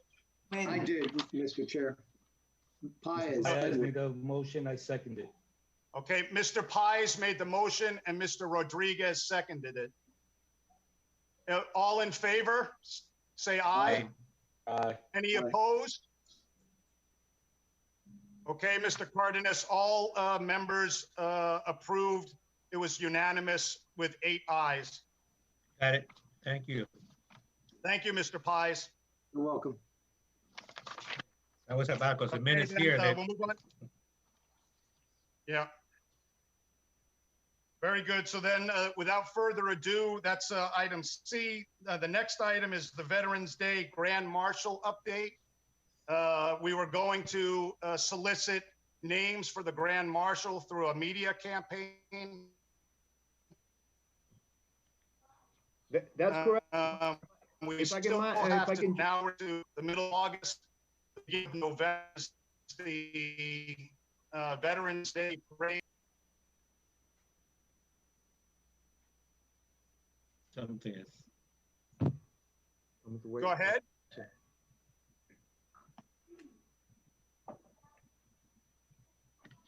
Mr. Sanchez, you have the floor. I'm sorry, the system muted. You have the floor. Thank you, sir. We're still holding off on the media campaign since the numbers are still high. So right now it's on deck, but we haven't launched anything as of yet.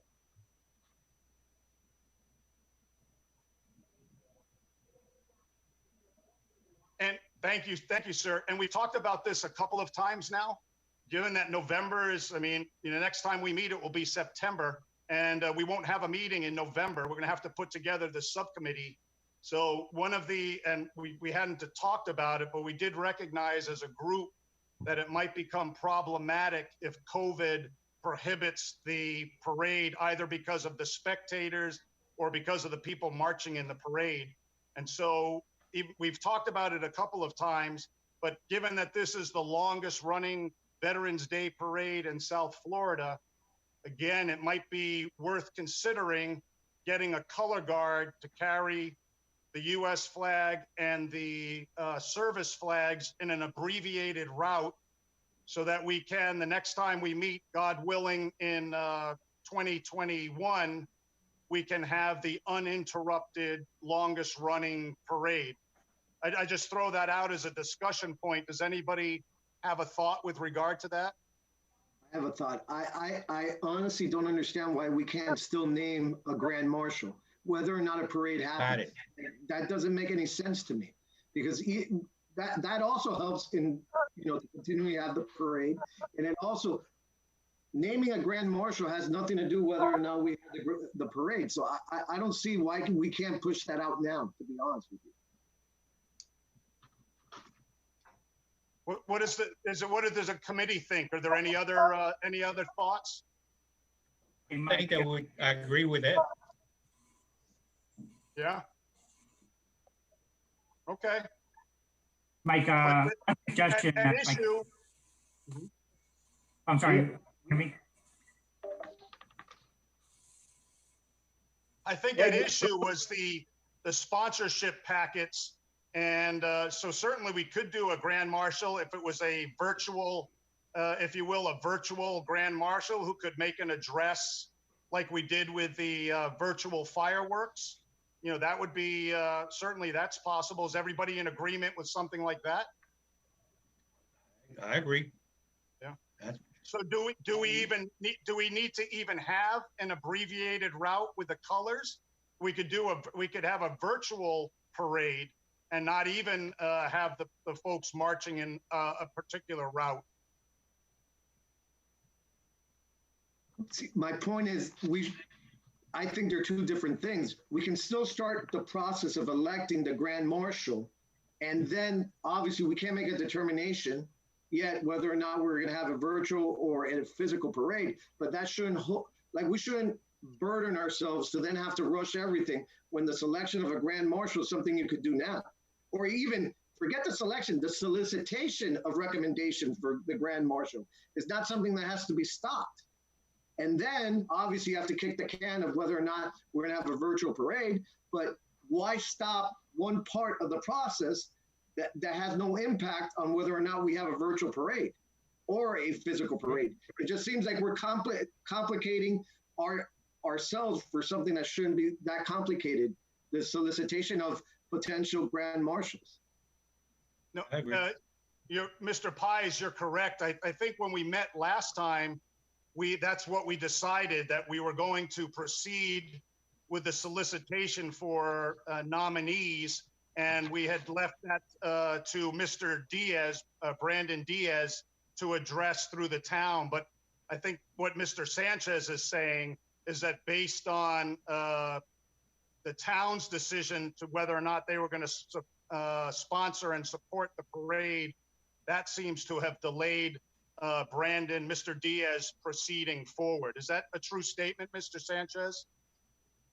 That's correct. If the committee votes to maybe have a virtual platform, I can represent this. I can send it back to the town's administration and to see if that's an option that we can explore. Okay, I'm sorry, but can we narrow it more? Can we just do a motion narrowing it to the online solicitation of potential grand marshals? I don't see why it has to be such a big thing. Honestly, maybe I'm missing something, but I don't understand why it has to be an all or nothing. Why can't we get the ball rolling on nomination for Grand Marshal. Whether or not we have a parade doesn't mean, if we do elect a Grand Marshal, doesn't mean we can't put them on Facebook or do something virtually. I don't understand why it has to be all or nothing, I guess is my question. We figure out a way later. and we voted last month on this. And then come mid-September, everything gets approved, and now we're rushing and killing ourselves because we have less than 2 months to do it. It just, to me, it doesn't make sense. No, Mr. Pies, you're correct. Although the minutes from last month's meeting, that is what we decided. We decided that we would solicit Grand Marshal nominations through the town website, through Facebook, and through digital media. That's what we decided last time. This information that Mr. Sanchez is sharing seems to suggest that the town does not want to do it at this time. Hey, Mike, have you guys been doing the parade with everyone in their cars? That way you're keeping everyone safe while at the same time still doing a modified parade? It's just... Now, that sounds like a great idea. But William, you owe us, if you would please, or we can address it with the town council, but perhaps a commitment of some sort, one way or the other, because we don't want to solicit. Well, I suppose we could continue as we voted last time. We could continue with the solicitation of nominees. And if the event is canceled, it will be with great regret that we inform the nominee that it's been canceled. But we can still go ahead presumptively that, as many have suggested, that it's going to continue in one form or another. I will definitely bring this back today and have an answer to everyone. I'll send an email this afternoon and to see if we can. The concept of doing it virtually, even announcing the Grand Marshal virtually. Yeah, like I think it's a viable option. It is an option. Yeah, I agree. I agree. That's a viable option. And Ed's point with keeping everybody in the car is the only issue. Gary brought that up last time as well. The issue is a staging area. How do we keep everybody inside the car, and how do we determine that type of logistical work? But that has nothing to do with the Grand Marshal selection. No, definitely. I'm just answering his question. We're talking apples and oranges. So, right, because even expect the email. I'll speak to administration today and expect the email with the decision this afternoon. But Willie, you got to make it clear to them that even if there's no parade because of coronavirus concerns, that doesn't mean that we can't have a Grand Marshal. Recognize someone from the town. Right, like a recognition. Then they go by themselves and take a picture in front of the vet, and we can post it. Like, to me, again, and I don't want to reiterate the same point, but I don't. It does not fit in my brain what soliciting and selecting a Grand Marshal has to do whether or not COVID allows us to have a parade. It's apples and oranges, like Gary said. Well, in some regard, it's related because the Grand Marshal is the Grand Marshal of what will be the 42nd annual Veterans Day parade. And so if we're not having the parade, then it almost seems to be a moot point to select the Grand Marshal. However, I think everybody agrees that whether we have it in vivo or whether we have it virtually, it is our intention as a committee to support the parade going forward. And we just need to clarify with the town who are hosting the parade whether they agree with that or not. And Mr. Sanchez is going to do that and get back to us with an email by when, William? I'm going to try to have a decision for you guys this afternoon. I'll speak to our team. If you need us to be there in full force in the show face, I'm sure some of us will do that. No, I'll express the opinions you guys presented. I'll get back to you today. You know, the council wants the Veterans Committee to act and do for the veterans. And when it comes to doing a lot of these things, the council is kind of like a, hey. No, either you do it or get off the pot. Okay, very good. Thank you. I don't think since we voted on this last time and we elected to proceed, I don't think we had. We had item 7D, 7B as in Bravo. Yep. July 21. Right, correct. So I don't think we don't need to make a new motion this go round. And then Mr. Sanchez, if you could provide an answer to the committee, that will provide us a little insight on how to proceed. So thank you for that. Yes, That sir. will take us to old business 8E, which is the Jingle Bell Jog. I don't know if we need to discuss this in great depth. I think it was mentioned last time, and excuse me, I don't remember who that was. That was either Leo or Dennis that brought up the idea of a virtual run where everybody, That's you know, naive. signs Yeah. up. Yeah. Yep. I think that can you touch on that a little bit more? So Mike, just to give everybody an update regarding the Jingle Bell Jog, I had a conversation with Headquarter Toyota, and which is our title sponsor for the past 2 years and a major contributor to the event. Without their funding, it would make difficult for this event to go forward and raise the funds that we do, understanding that they pretty much are a large contributor to it. With that said, and during those conversations, I think we need to reconsider whether we want to go forward in 2020 with the event and entertain discussions with the town regarding the contractual agreements with Jingle Bell Jog to see if we can proceed with the event in 2021 rather than run the event in 2020 in light of the conversations with Headquarter Toyota and some of the other sponsors that are involved. I believe funding is going to be a major issue for the event in light of all the businesses suffering in light of COVID-19. And I think individuals will still be concerned coming into December regarding whether they want to be a conglomerate running together or whether we want to do what we initially discussed, what I believe some of you brought up with the some of the 5Ks that have happened throughout the year, which are the virtual 5Ks that have transpired. But nonetheless, just funding for the event is going to be an issue in of itself in light of COVID-19. So I think that's something that as a committee, you're going to want to discuss that because I think funding for the event this year, 2020, may be problematic. So I bring that as a caveat in there. Understand that there is a contractual obligation with split second timing for 3 years. So we ran the event for the first time in 2018. We ran it again in 2019. So this discussion to be had with them to see how that plays out. But again, it's another discussion that needs to be had with the sponsors, with title sponsors, with all of our sponsors involved. I mean, 2018, we had over 15 sponsors, my recollection is correct. And last year we had approximately 8 large sponsors that were all involved. Again, money's going to be an issue, and that's how this event is run. Less runners, less funding, which means that we don't want to be placed in a position where we may have to come out of pocket for this. That was not the initiative of this event. This event was to help raise funds for veterans coping with PTSD from the very beginning in 2017 when we tried to create from 2018 on through. And I think if we're to foster this forward, I think we should continue with that same mindset. So I leave it out there. It's at the direction as far as how the committee wants to run it for the remainder of the year.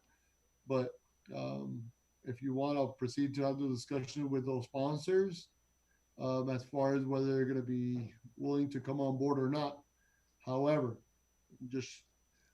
I don't believe we're going to have 1,000 runners that are going to want to come out there with their families come December, knowing that COVID-19 is still prevailing. I mean, the numbers are still out there and we're in August. So I don't know how many families are going to want to get out there and run that event. That's a great point. Thank you, Mr. Hassan. But one of the, I think, recommendations when we started discussing this a couple of months back was the notion that people could do it virtually, i.e., go and measure a 3.1 mile course themselves, pay the, whatever the full amount or an abbreviated amount, send in their times to the town, and we'll send them their medal in the mail, which would perhaps provide some sense of normalcy to people in the community. It might not generate the money that which you would suggest as we recognize was the intent of the event, to make sure that we were able to provide additional funding to veteran groups. But it would provide, for the members of the running community and those in Miami Lakes rather than, that 3.1 mile and everybody in a Santa suit. It's conceivable, much like they do when people are stationed overseas or deployed overseas, they get on a road or an air base or something and they run, the same distance, and then they send their times in and they get their medals in the mail. So that might be something worth considering, or we might decide as a committee, you know what, that's just too much of a headache and we're not going to meet our intent, which is to provide to a committee, provide to a veterans group. And so perhaps we're better off just putting it off until next year. But any other additional thoughts? Mike, if I can may say something, first of all, to thank Naib Hassan for his service to the town, and we wish him luck in his future endeavors. But we need somebody. We need somebody to take the direction now on the Jingle Bell. I know Hassan was working closely with the company, but we need to pick a committee member who can step in for Hassan. And I just want to make sure that we can address that today as well. And Hassan, thank you. I know you were caught in between the changes with your commitment to the town and now your commitment to run for election. So we appreciate you and we thank you. And if somebody's interested to take the point on the Jingle Bell jog and to see how if we have the virtual or we wait for next year, that's a conversation we'll have to have with our town deputy attorney to see if they can postpone the agreement for 1 year. But if anybody's interested to work on the Jingle Bell directly, along myself and our team here, please, speak up now, and then we can start making those arrangements. Okay, Willie and Mr. Chair, last month's meeting under C3, the committee agreed to wait an additional 1 to 2 months to determine if the event could be hosted in December. I think, why don't we just stick to this? At least next month, let's revisit it again and see how the numbers are with the COVID-19. And perhaps we could be a little bit more realistic talking about it. I think Gary's right, but I also have a question regarding, has there even been a preliminary review of the contract to see if we can push it back? Is there a force majeure clause? Is there anything like, or has that not even been looked at? It's a themed run, so to push it back would lose the whole meaning of the Jingle Ball jog. No. He meant making a decision. No. My point is, can we push it back to the following Christmas? But I didn't even know we had a 3-year contract with them. So my point is, has anyone looked at the contract? Anyone in the town's legal department looked at the contract and come up with at least some sort of direction saying it's possible, it's ironclad, anything like that? Or can they do it from now to our next meeting so we have an idea before we just... And that would be my next one, to look into it and reach out to them and see, this isn't a normal situation. It isn't a force. You will have it come hell or high water. No. Excuse me, Mr. Lazala, you had a point? No. I was just verifying. Ed just clarified it for me, and that's the same question I was going to ask to Naib, because as far as I understood, what Naib was saying was that he wanted to see if we can push off. We have a 3-year contract, so if we can push off to 2021, and if that was even possible. So Ed just got ahead of me and asked that question. So we're good. I have a comment real quick. I think also on top of that, I'm actually a runner. I've been running for quite a few years, and everything is going to virtual right now. So we also have to compare the contract and then the cost. It might be a smaller cost to turn it into virtual, where every runner will actually submit their time and stuff like that, the GPS time. Electronically, and it might not cost us as much to make. Yeah, we won't be able to get that many sponsors, get that much money, but maybe the cost would be a lot less. We kind of offset a little bit, and we could still have the event just turned into virtual completely still happens around the same time that we always had it before, and see the cost to make the medal, the cost to make the shirt or whatever, and because and people could come and pick up their medals, or we could mail them, whatever. But there's pros and cons by doing it virtual, and there's expenses on both sides. But I think a lot of people in the running community are very used to this year to do a lot of virtual runs. Right. So, Mr. Sanchez, thank you. That's a good comment. Mr. Sanchez, is that something that we can ask you to do? Would you please bring that up to the town attorney, or we'll send him, I'll send him a note as well. And let me ask, the contract, where is it physically located? Do we have access to it do we have access to it electronically? We do. I'll get that to you. Very good. Yeah. Thank you. And then Mr. Pies, Yeah. I don't want to put you on the spot given, you're the go-to guy, but if we get it, I don't see any reason why we can't disseminate it. I don't think it's a close hold document. We could disseminate it to the group, and those who have the expertise could look at it and perhaps provide input in addition to waiting for the town attorney, which might or might not happen in a timely manner. As I have no problem reviewing it, as long as whatever I tell you guys understand it's not legal advice. All right. Right. Who are you? We don't know you. Okay, Mr. Cardenas, then did you made sufficient notes on the Jingle Bell jog and how we're going to proceed then? I have. Great, thank you, sir. So that concludes old business. New business, item A, 9A, is the 9/11 flag planting ceremony at the Picnic Park West. And Mr. Hassan, I would ask you to please provide some background information. If you can, we're running out of time, so if you could abbreviate it, please. All right, so real quick, Mayor Sid approached me last month regarding a company by the name of Farmer Natural, which wants to plant an estimated 2,997 flags in Picnic Park West in honor of 9/11. I have spoken with Farmer Natural. They're willing to sponsor the event. That means they would fully fund all flags for the event. We would simply need volunteers out there to plant the flags over there at Picnic Park West in honor of 9/11.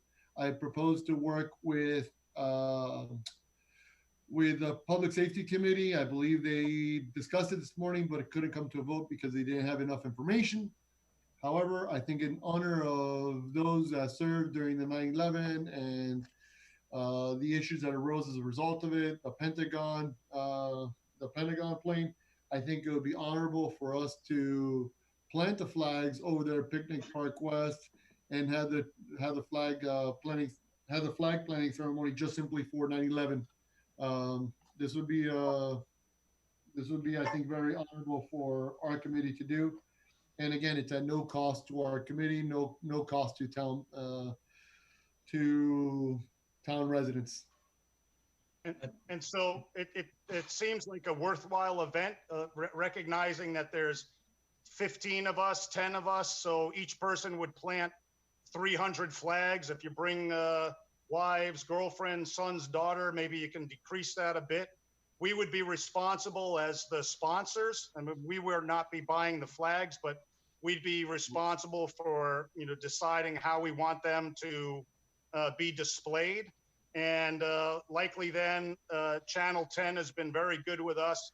We'll contact them as, this is a veteran-sponsored Town of Miami Lakes, to honor the victims of 9/11, given the fact that as each year goes by, we're at year 19 now, it seems like it's a little bit further removed. I know I have children that were born, teenagers graduated high school that were born after 9/11. So I think it's a worthwhile endeavor. I think it represents the town well, and that would be my position. Does anybody else have anything to add? You can count me and my family there. Naive, could you repeat the name of the company or who's, or you can text it to me or? I could text now. I mean, not interested Okay, enough. I can okay. text all, but the name of the company is Pharma Natural. Pharma, P-H-A-R-M-A, and natural. Pharma, like is in pharmaceutical. Pharmaceutical, yeah. Correct, but it's Is the that- first portion is that of it, the- and natural is the last part of it. Is that the company from Miami Lakes? It is. That's what I thought. And I spoke with the individual there, and they're more than willing to come on board and provide all the flags for the ceremony. And I how don't many know if is there's it? gonna be a lot of flags. It's gonna be 2,000. If we're gonna do it to honor those that passed away, 2,997 individuals passed away during the events that transpired in the World Trade Center, the Pentagon, and the other plane. I believe is United Flight 93, if I'm not mistaken. 93, right. If I may add, Mike, we need to take a vote on this event if you guys want to proceed. Right. As far as the Jingle Bell, I just got a call from administration. The plan is to pull the event for this year, to cancel the event. As more details become available, we'll forward them to you. All right, so, you know, having, So if the committee wants to do this event in 9/11, we need to take a vote, and then we're going to need someone to spearhead it. yep, very good. So, do I have a motion to proceed with the flag planting ceremony at Picnic Park West on or about 9/11? Motion. Pedro. Second. Okay, so who provided the motion? Pedro. Okay, and then who seconded it? Larry. Jay or Larry? Okay, Larry. okay. All in favor, say aye. Aye. Any opposed? All right, and then Mr. Hassan, could you please provide the committee with the point of contact and their contact information? Obviously, as a member of the committee, we certainly appreciated your willingness to act on our behalf, but it would probably be more appropriate if we had somebody from our committee directly involved. And if you send us that information, we could take it from there. Willie, do you want me to, Mr. Coon or Mr. Sanchez, do you want me to send the information to who? Mr. Coon, Just Mr. send, Sanchez, if you or could send it whoever to you choose? William, please Okay. send it to William, and then we'll go from there. Is there Disseminate. anybody in the committee that wants to take this on as the lead? I'll take it on. Who? Larry. Okay. Larry will take it on as the lead. Forward me the Thank you, Larry. information. I'll get to work on it. My pleasure. Just so I can provide, Larry, the individual from the organization is Carolina. Just so you know, I'll provide your contact information. I've already had a fair number of discussions with her. We're only about 15 days, 20 days away from the thing. We'll discuss it later, however you want to address it. Great. Just let me know Great, and I'll. thank you. Okay, thank you. And moving on to the next order of business, it's a proposal to include a banner for a service member who died in the San Diego fire in July of 2020, last month. You might remember there was that horrific fire on on board a Gone couple home. of the vessels. And there's the grandparents of one of the sailors who perished in the fire are Miami Lakes veterans. The grandparents of the individual live here in Miami Lakes. And so there was discussion with a member of the committee that resulted in the notion that perhaps as a tribute to the fallen sailor and a way to recognize his service and reach out to the grandparents, that perhaps we could include a banner in our list of military banners that are already decorating 154th. That there would be a cost obviously involved, which we would absorb, the committee or the town. And so it's open for discussion.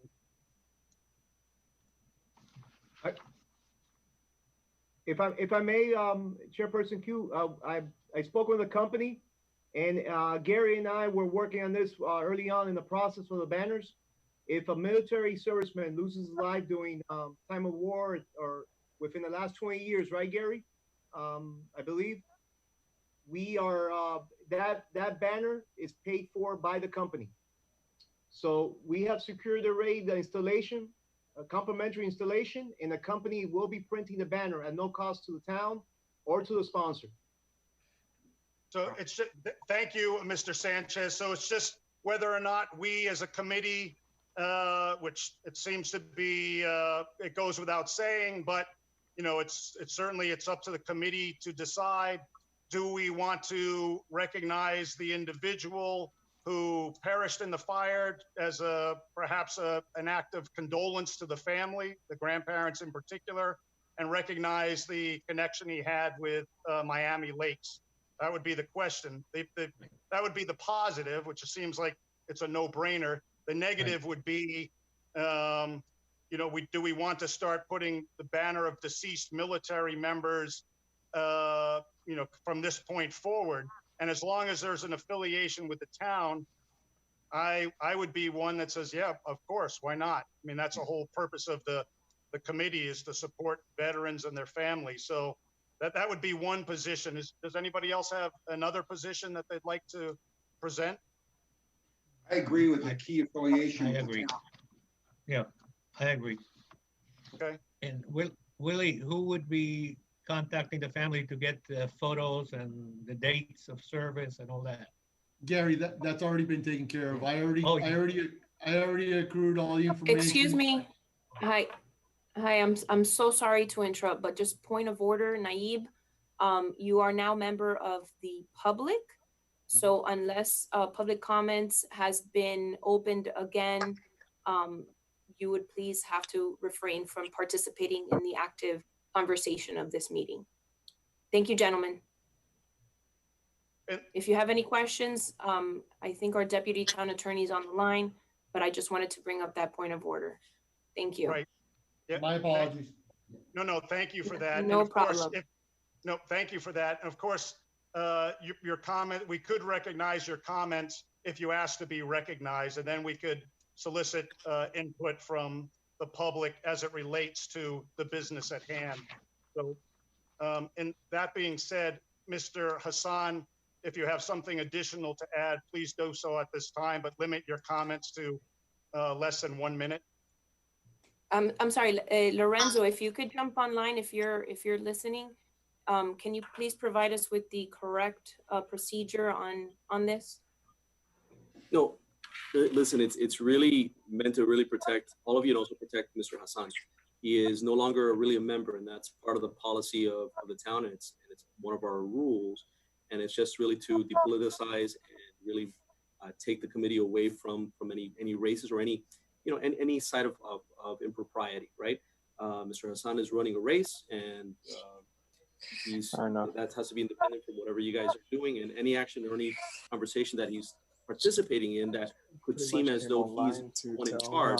If the Jingle Ball jog, or perhaps this item that you guys are discussing, would give that hint of impropriety. So I caution being very careful as to how you deal with that. Mr. Hassan is a member of the public. He is a resident of the town. He can talk to you guys about public comments. Just make sure that you're putting it in the correct posture.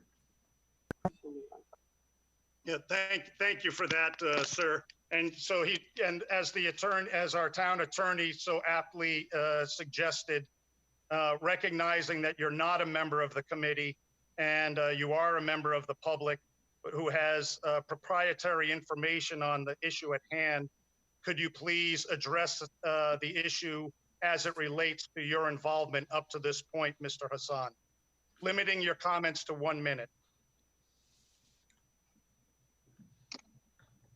Thank you. My apologies, Clark. So my apologies, Lorenzo, regarding my stepping in, but I just wanted to bring everybody to the attention that I provided the picture, I provided the information prior to my departure from the committee. I also communicated with the Jiu-Jitsu location, Carlos Ramirez, which is which is the one that brought it to my attention. He's willing to fund it. And I also had conversations with Eastern Signs that are willing to sponsor the placing of the banner up. So pretty much it comes at zero cost to the town. So that was the only information I had. Thank you. Yep, thank you, sir. So that being said, then, do we make a motion? Does anybody want to forward a motion that would provide for the placement of the military banner honoring U.S. Navy sailor Ryan Ostrowski? I'll forward the motion. Who is that, please? Angel. Angel. Okay. And is that seconded? Second, Pedro. Seconded by Pedro? Yes. Okay, very good. All in favor, please say aye. Aye. Are there any opposed? Okay, with none opposed, the motion passes as presented. The next item of business is 9C, which is election for the Veterans Committee office vacancy. Yep, so this will be the last order of business before we adjourn. And what we need is we need a nomination. As I stated earlier, there was some disagreement on the interpretation. However, the town attorney has given us the recommendation that the chair position requires a nomination and a vote. So do I have any nominations to? I have a comment. I have a comment. Based on this is coming about so quickly, we really haven't had the opportunity for anyone to give it some serious consideration as to whether or not they want to accept this responsibility. We made the decision to put Colonel Mike in, or voted Colonel Mike in as our vice chair. As you can see, in my opinion, he's doing a good job. I feel that it would be to the best interest of the committee to postpone this election. Give us a little more time to think about it. Let Colonel Mike chair another couple more meetings prior to when Naib's term would normally expire. I think it would benefit all of us just to slow this down a little bit and take a little more time in making this decision. I make a motion to postpone. A second.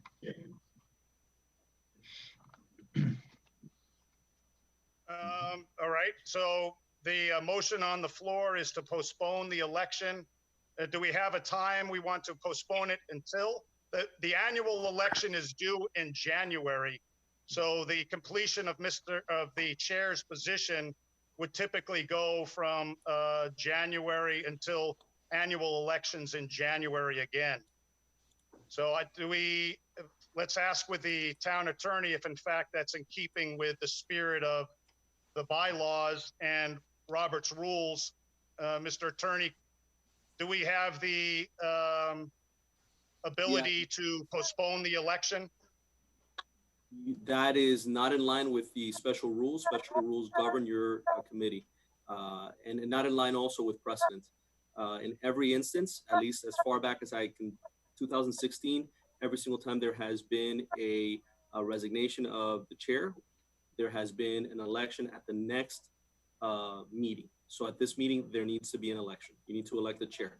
You want to elect your vice chair to be the chair, that's fine. If you guys want to nominate that, you can nominate whomever you want, but you need to have an election. Can I nominate Angel as chairman? Nominate Colonel Mike. So we have Mr. Lozalo nominated Mr. Vasquez as the chair, and Mr. Borman nominated myself, Michael Coop. So we have two nominations. Pedro nominated Angel. Pedro did. Okay, I apologize.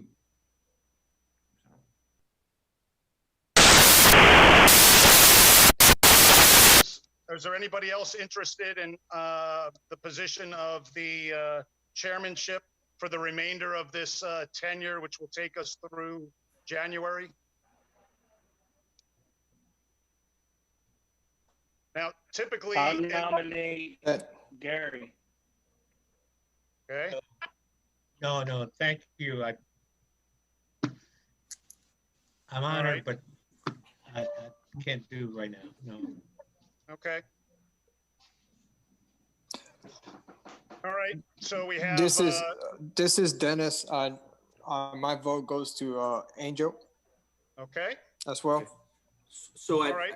a point of order, Mr. Coote. At this point, those that have been nominated, the nominations have ended, have to either accept or deny their nomination. Mr. Cardenas denied his nomination, or rather not denied, I'm sorry, rejected his nomination. So you either have to accept or reject, and then you can go to a vote. And everybody's Very vote good. needs to be Thank put on you. the record. Very good. I accept the nomination. Thank you. I accept the nomination. Thank you. Okay. So we have, there's a total, we should still have quorum, which should be a total of 8 people. And we have 2 nominees for the position of chairmanship. So if without further ado, we'll go with Angel first. Can I get we're gonna do a voice vote by, I'll just call your name, or just say your name, and then who you support, we'll just go through the list, and then we'll just tally them up at the end. Mr. Cardenas, if you would be kind enough to tally the votes. I will. Okay. Mr. Fiallo nominated Mr. Vasquez, so I believe then, Mr. Fiallo, if you would vote who you are voting for chairmanship. Angel. Very good. Mr. Odorino, are you on the line? No. Mr. Vasquez? There are only 2 people, so I guess I'll vote for you. I'm not voting for myself. Of course you would. You vote for yourself. Yeah, vote for yourself. No, I would never do that. I let people vote for me. I would never vote for myself. All right, very good. Then Mr. Cardenas? Michael?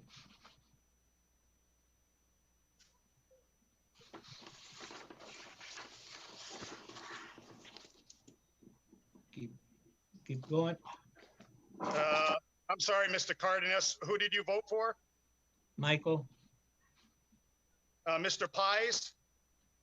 I will respectfully abstain from voting. Under the rules, Mr. Pies, if you are abstaining from voting, you have to state a reason why you are abstaining, what your conflict is. If not, everybody here has the obligation, actually, in the Florida law, to cast a vote. All right, I vote for Angel then. Very good. Mr. Borman? Mike. Mr. Rodriguez? I vote for Angel. Mr. Lazala? Angel. Mr. Polo? Angel. Mr. Sanchez not here, Mr. Chavez not here, and it's incidental now because I think the majority has it. I would vote for myself, and so Mr. Cardenas, if you could please tally the votes. On Dennis Polo, I didn't hear the. I said Angel. Angel. Okay, thank you. Okay, Michael, I had Larry, 1, 2, 3, 4 votes for Michael, 1, 2, 3, 4, 5 for Angel. Okay, very good. The majority. Do we have 9 people on the line? Oh, Angel joined us. Is that 9? Yeah. Very good. Is that 9? I believe so. Okay.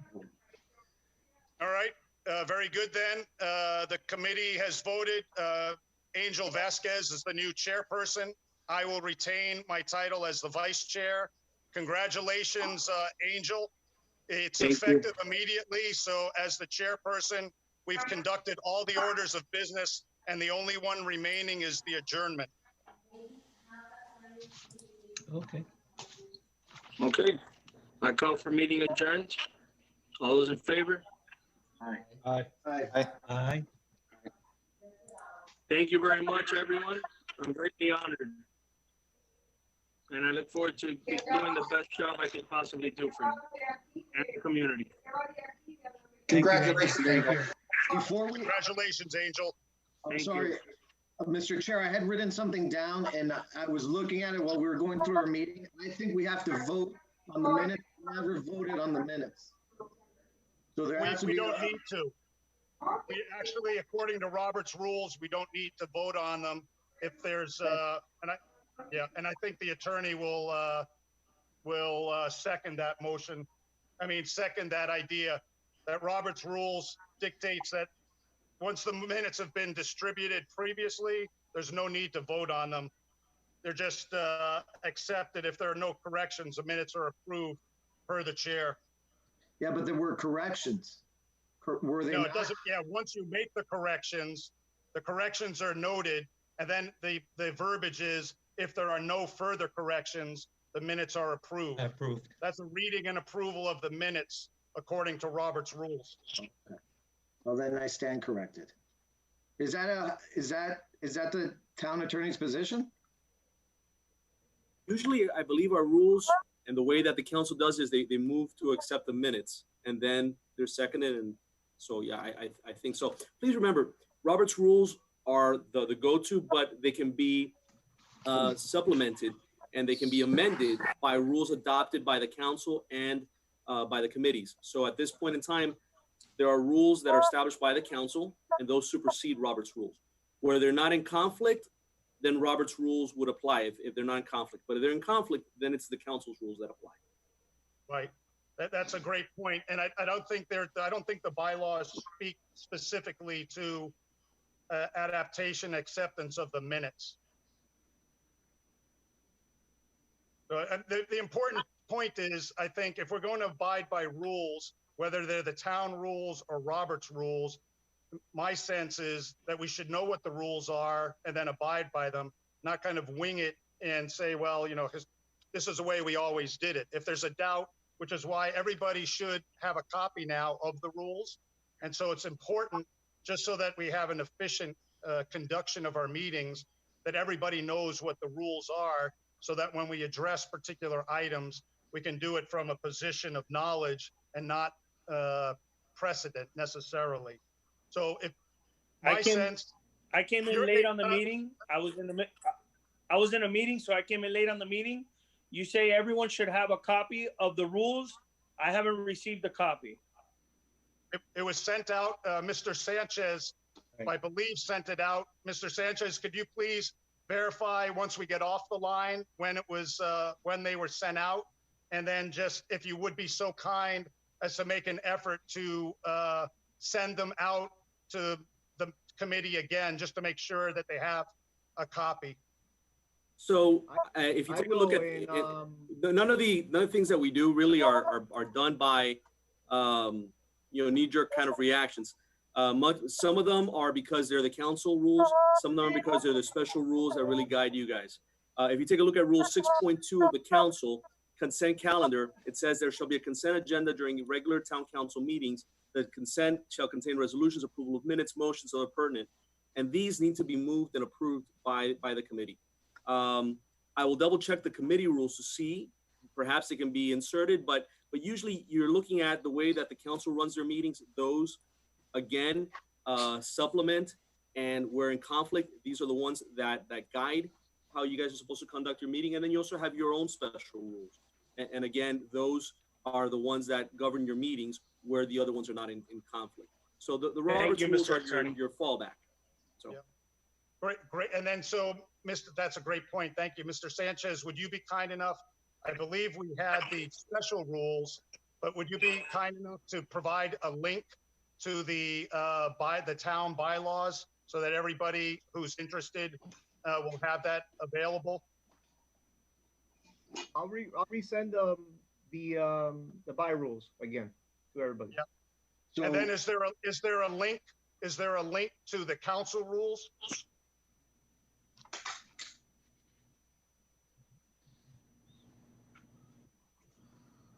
Mr. Attorney, is there a link to the council rules, not the special rules? We can send them to you. The last one that was, it was amended in 2019. And we can send those to you. Absolutely. We have, I think that's only a 3-page document, which we have, but the base document is the one that I was talking about. I'm not sure what you mean by the base document. The document that governs the rules of the council. What you sent us was the special rules, but there should be a document it's more voluminous than 3 pages. Yes, there's a special rules that govern the council. We can send those to you, certainly. Yeah. Mr. Attorney, if you could do me a favor, before sending them out, please, if you can go over them one last time and make sure that they are the most current, so the whole committee can be on the same page after we go ahead and educate ourselves. Absolutely. Thank Mr. you. I Chair, if greatly you'd like, appreciate it. at your next meeting, I can make myself available and we can go through those rules. Fantastic. Not a problem. But the good thing about your committee is you've got a very competent attorney, also Mr. Pies. So if I'm not available, he can also I guess answer your questions. my clarification, I don't know about competent attorney, but my point is we still have to vote on the rules. Is that correct? On the minutes? Is that correct or not correct? Because I haven't heard anything here. The proper motion, Mr. Pies, would be a move to approve the minutes as amended. If you amended them, you seconded, everyone aye, and then you just move on. That's what I thought. And we amended the June minutes. The July minutes were accepted as is. Is that correct, Mr. Cardenas? I made the note of the correction, so they need to be corrected, whoever prepared them. Yeah, that was for the June minutes, but the July minutes were approved as is. They were okay. They were both approved as is, but there was no general vote taken, which I think is what Ed was talking about. Yeah. Right, Ed? Yeah, that's what I'm talking about. We still haven't voted. And I mean, I don't know, like the 15 minutes on it when it's so simple. So I'm going to go ahead. You guys can reject my motion, but I'm going to move to accept. I'm going to move to accept the minutes of June as amended. And then when we're done with that, I'm going to move to accept the minutes of July as entered. So do I hear a second on the acceptance of the June minutes? Second? I second. Okay. Everyone in favor? Aye. Actually, on principle, I'm going to vote nay because I think it's unnecessary. Okay. So 7 ayes and 1 nay. And then I'll move again, Chair, to approve the July minutes as entered. Do I have a second? Jay second. Who seconded? Jay? Jay second. All those in favor? Aye. Aye. All those opposed? Nay. There we go. All right. I think now I move to go ahead and adjourn the meeting. Are we all on the same page? All those in favor? Aye. Aye. All those opposed? All right, meeting adjourned. Everyone have a great day. You too. Thank you. Congratulations, Angel. Thank you. Thank you.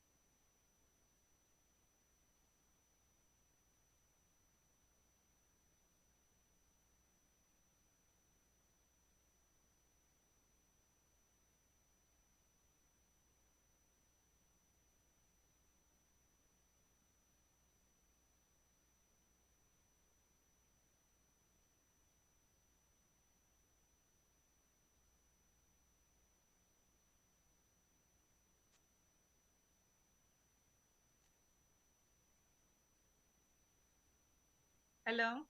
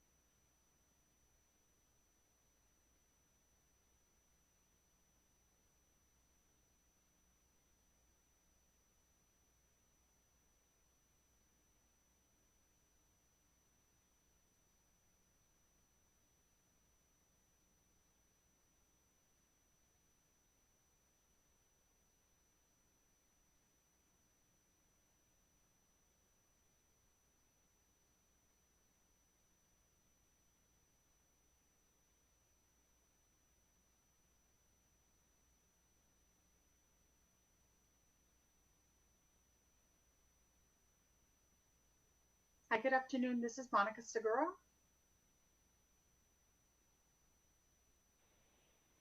Good afternoon, Mr. Segura. This is Herman from Miami Lakes. How are you? Good, thank you so much. I just want to make sure that you heard me. Mr. Lorenzo Covilla will be joining us in a couple minutes, so we'll wait until he joins, okay?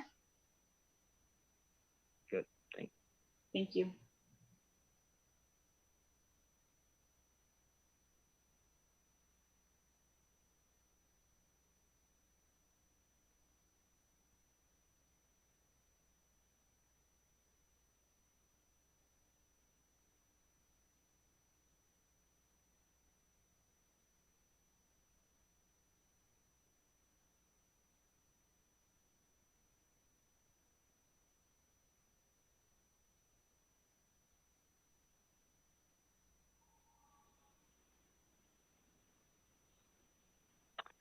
Hi, I have a number or person identified as iPhone.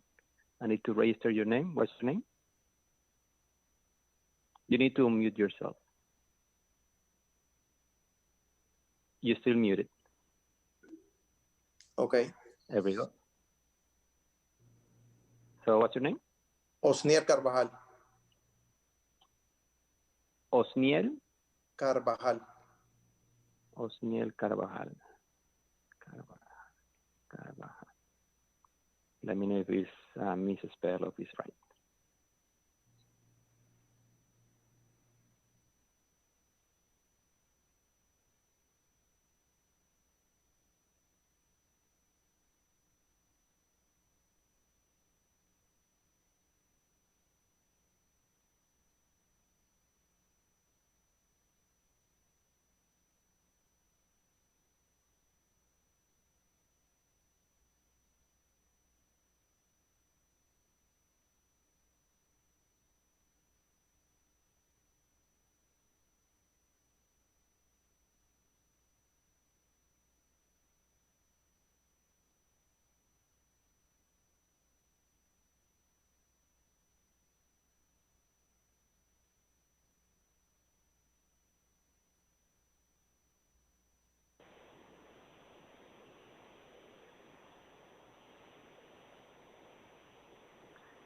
Good afternoon. I have a phone number ending in 9740.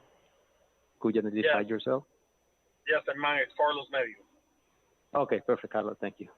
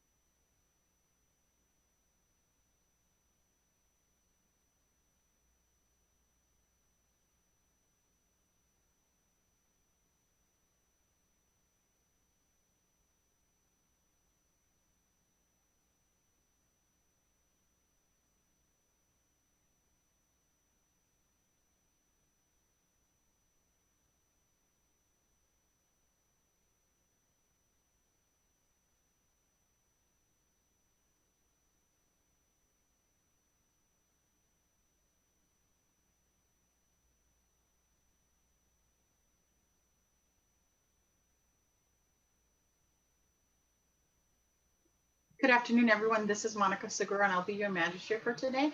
We're just waiting a couple minutes for the town attorney who's going to be joining us shortly. I see Mr. Covilla. Your Honor, I have an emergency that we're trying to pull out, but the person hasn't gotten onto the call yet. So if you'd like to start, and then I may need to ask for an adjournment for a few minutes to take the call, and then I can jump back in. Sure, if that's okay with you. Sure, that's totally appropriate. And we'll go ahead and get started. Just let me know when you're ready, and I'll go ahead and get started. Okay, Your Honor, we can begin whenever you like. Perfect. Well, good afternoon, everyone. As I noted, my name is Monica Segura, and I'll be your magistrate for today. Today is Monday, August 17th, and we are commencing our hearing at 2:08. I would ask everyone that will be speaking today to know two items. This Zoom meeting is obviously a public forum. And if you're going to be speaking, I would have you raise your right hand and repeat after me. Okay. If you're going to be giving testimony, that's the only reason that I need you to raise your hand. Okay, perfect. Okay, perfect, everyone. Okay, thank you. I hereby testify that I will be I hereby promise that I will be giving the truth and testifying as to the truth. I can't hear if you're on mute, please take yourself off mute so I could. Okay. Yes. Okay, perfect. I hereby, and I'm going to modify the oath a little bit. So I hereby swear that I will be testifying the truth. I'm going to testify the truth. The whole truth. The whole truth. The whole truth. and nothing but the truth? Nothing but the truth. So help me God. Oh my God. So my God. Okay, perfect. Mr. Correa, if you could please call the first case. Thank you, Your Honor. The first matter, Your Honor, is case number 2008-0445. This is for Osniel Carvajal and Lourdes Roja. The property address is 9164 Northwest 149th Terrace, Miami Lakes, Florida. And in this matter, Your Honor, I believe we have Mr. Carvajal. Yes. Okay. And Your Honor, it is recommended that Your Honor reduce fines in the amount of $25,749.07 to $7,969.72. This reduction is equal to 70% reductions of all the fines and interest. The fines are $7,619.72, and the cost to the town is $350. So again, Your Honor, the amount that will be reduced would be $7,969.72. Okay. Mr. Carvajal, do you accept the fine reduction? Yes. Okay. Both of you are speaking. Can you identify who's speaking? My name is Mandy Rabeau. I'm the realtor for the property that's being sold. Okay, perfect. And Mr. Carvajal, you're the owner of the property? Yes. Okay, perfect. Mr. Correa, he accepts the fine reduction, so I think that's it for that matter. In terms of the order, I'll get it out as soon as possible, and then you can make arrangements to pay that, Mr. Carvajal. Thank you. Okay, thank you. Thank you. Mr. Correa, you may call the next matter.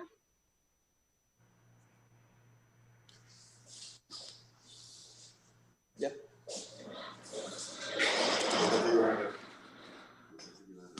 So, ya lo cierro. Yes, Mr. Carvajal, you're done for, thank you. Your Honor, the next matter is John is a matter 2017-0476.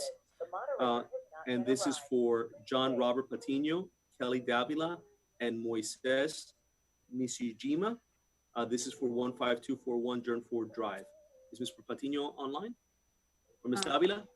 I'm here. Kelly Davila is here. Okay, Ms. Davila. And in this matter, Your Honor, it is recommended that you reduce the fines, which total $6,580.38 to $600. This represents 1 day's fine of $250 and costs incurred by the town in order to process this matter of $350. Again, the amount is $600. Okay, Ms. Davila, do you accept the fine reduction? Yes. Okay, perfect. I'll get the order as soon as possible out to you, and then you can make arrangements to pay the fine. Okay, perfect. Thank you. Thank you so much. You have a great afternoon. You too. Bye. Thank you. Mr. Correa, I just wanted to alert you that before these two matters, there was a matter that was listed first, which is Dolly Sweet Home LLC. I can't hear you. You're on mute. I'm sorry, Your Honor. No You're problem. correct. And my understanding from staff is that this matter is being continued. Apparently, there has been a sale, and the property owner is no longer Dolly Sweet Home LLC. Okay, so this matter is being continued? That's what I would ask the court. Okay, yes, the continuance is granted for 30 days. Yeah, and actually, I'm not even sure if continuance is putting the case in the right posture, Your Honor, because again, it would not be the same property owner. It would be, it's a different property owner. Okay, So I guess the matter is, yeah, we're asking that to be postponed. the matter is what, I'm sorry? What I'm asking is just to pull the matter for the moment because we're not sure. It's the application is not with Dolly's Home anymore. They were the original applicant for the fine reduction, and they are no longer the homeowner. Understood. So I suspect that this matter will come back before you, but I'm not sure at this moment, at this time. Okay, okay, so we'll pause on that matter for now. Okay, the next matter? The next matter, Your Honor, is 2018-1473. This is U.S. Bank Trust for LSF 9.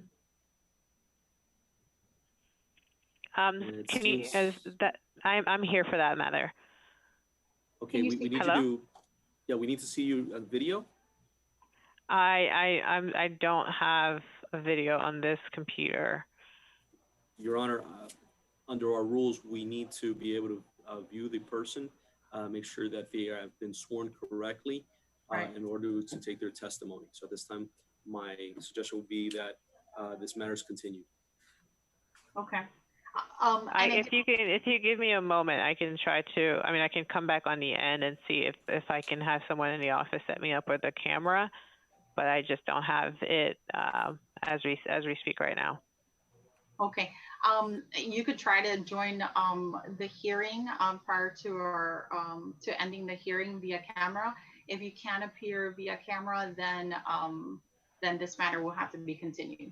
So you could take. Okay, I will try to see if I can do it in the next 5 minutes. Okay. Okay. Perfect. All right.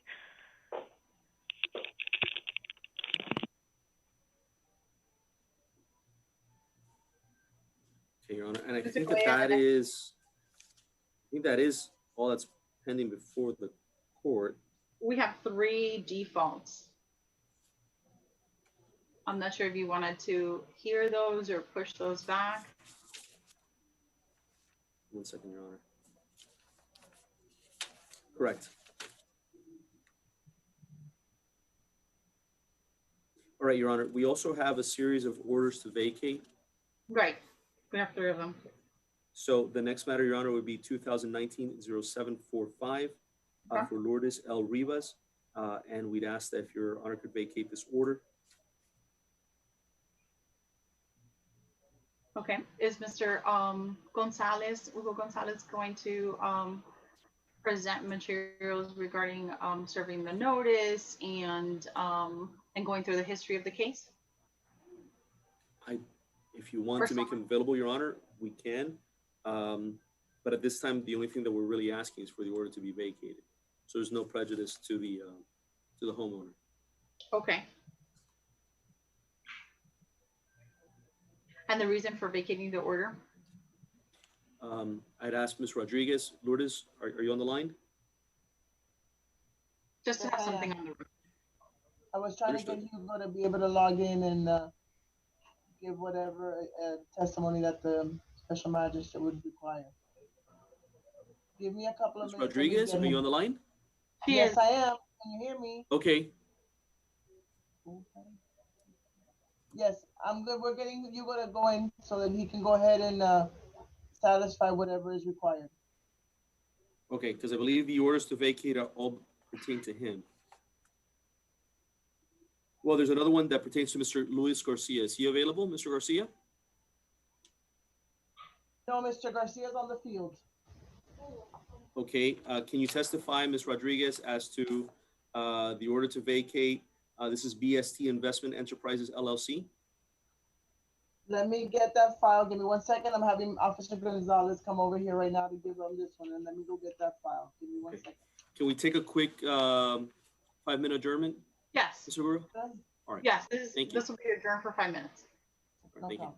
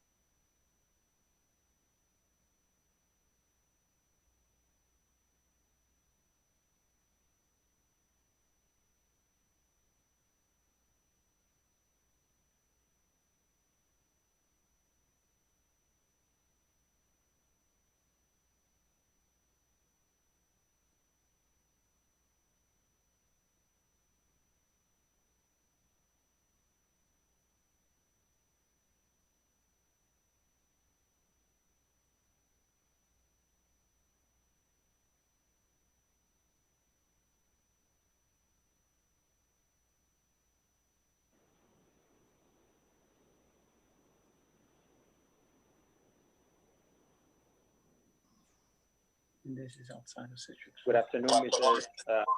Sophia. Can you hear me? Yes, I can hear you.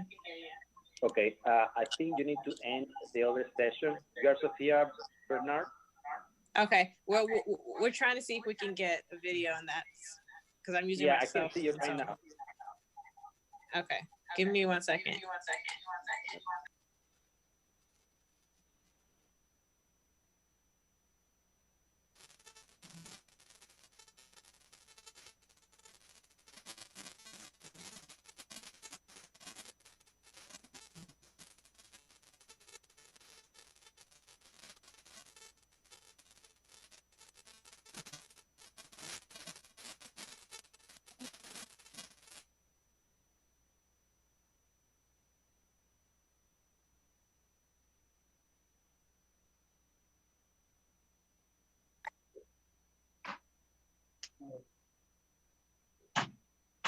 Hello?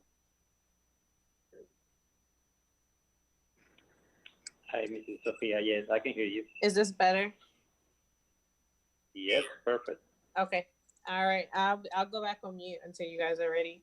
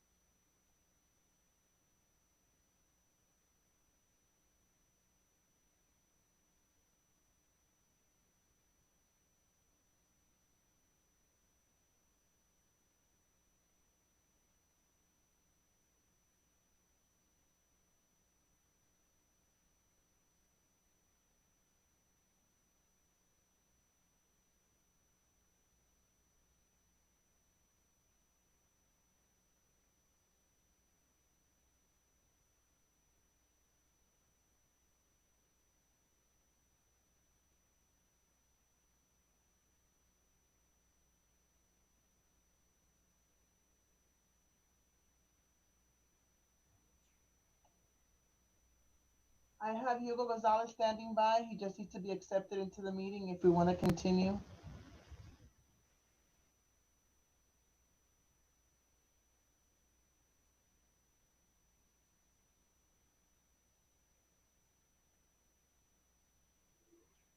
I'm ready to continue on that matter.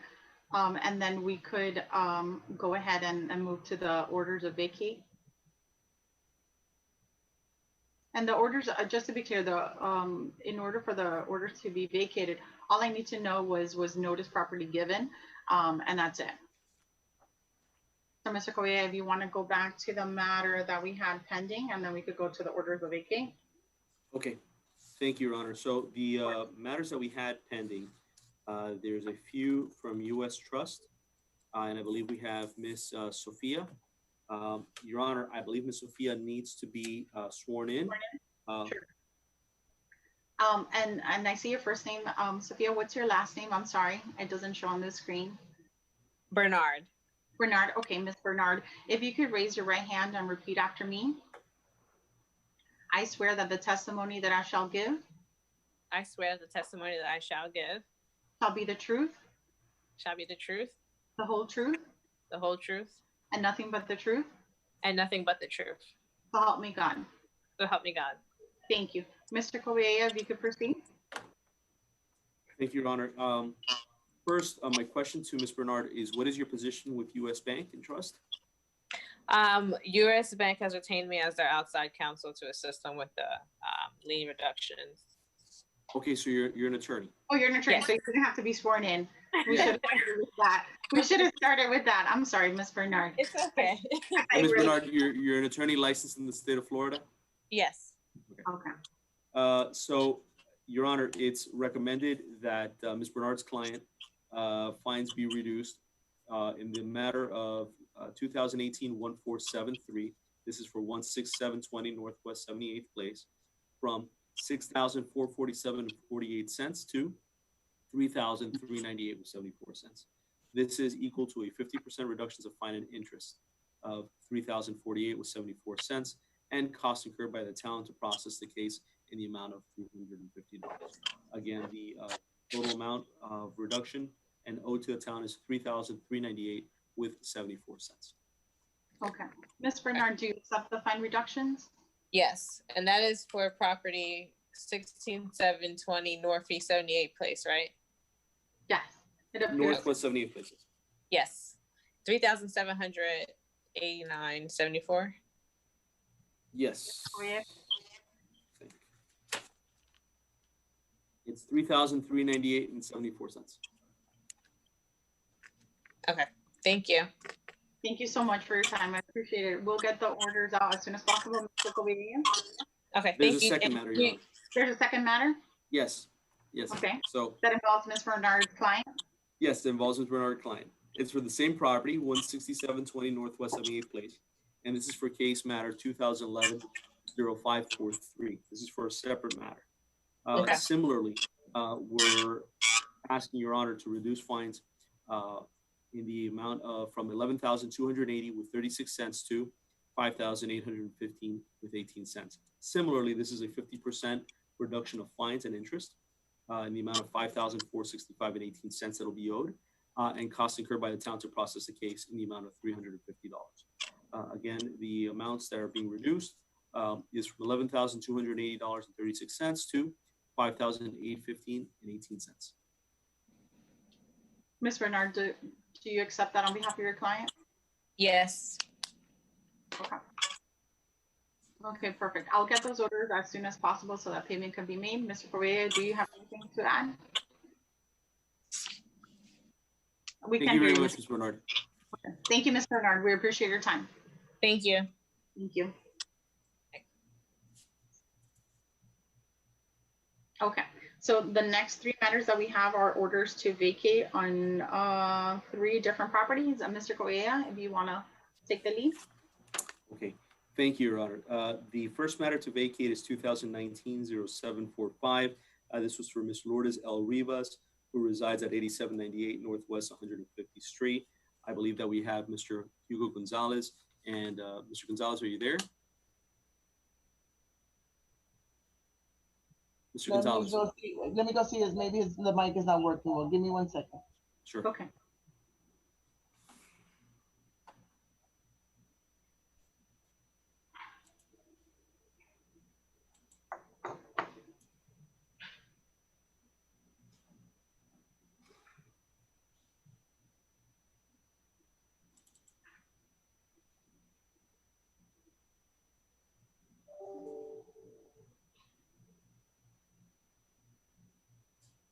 Can you hear Mr. Gonzalez?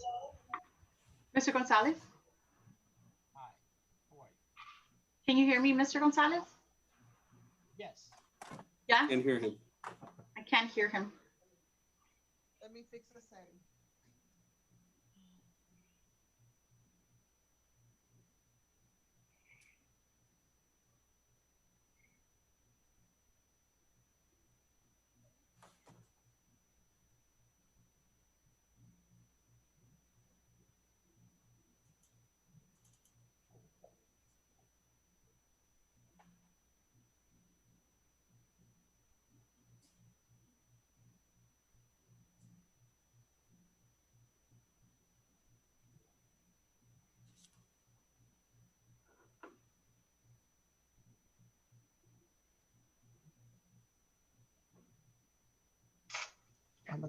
Hello, can you hear me?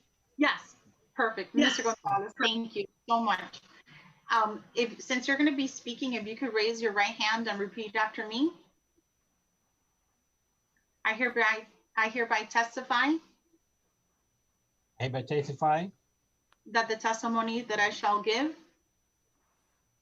that I'm gonna show in shall be the truth, should be the truth, the whole truth, the whole truth, and nothing but the truth. and nothing but the truth. So help me God. Help me God. Thank you, Mr. Gonzalez.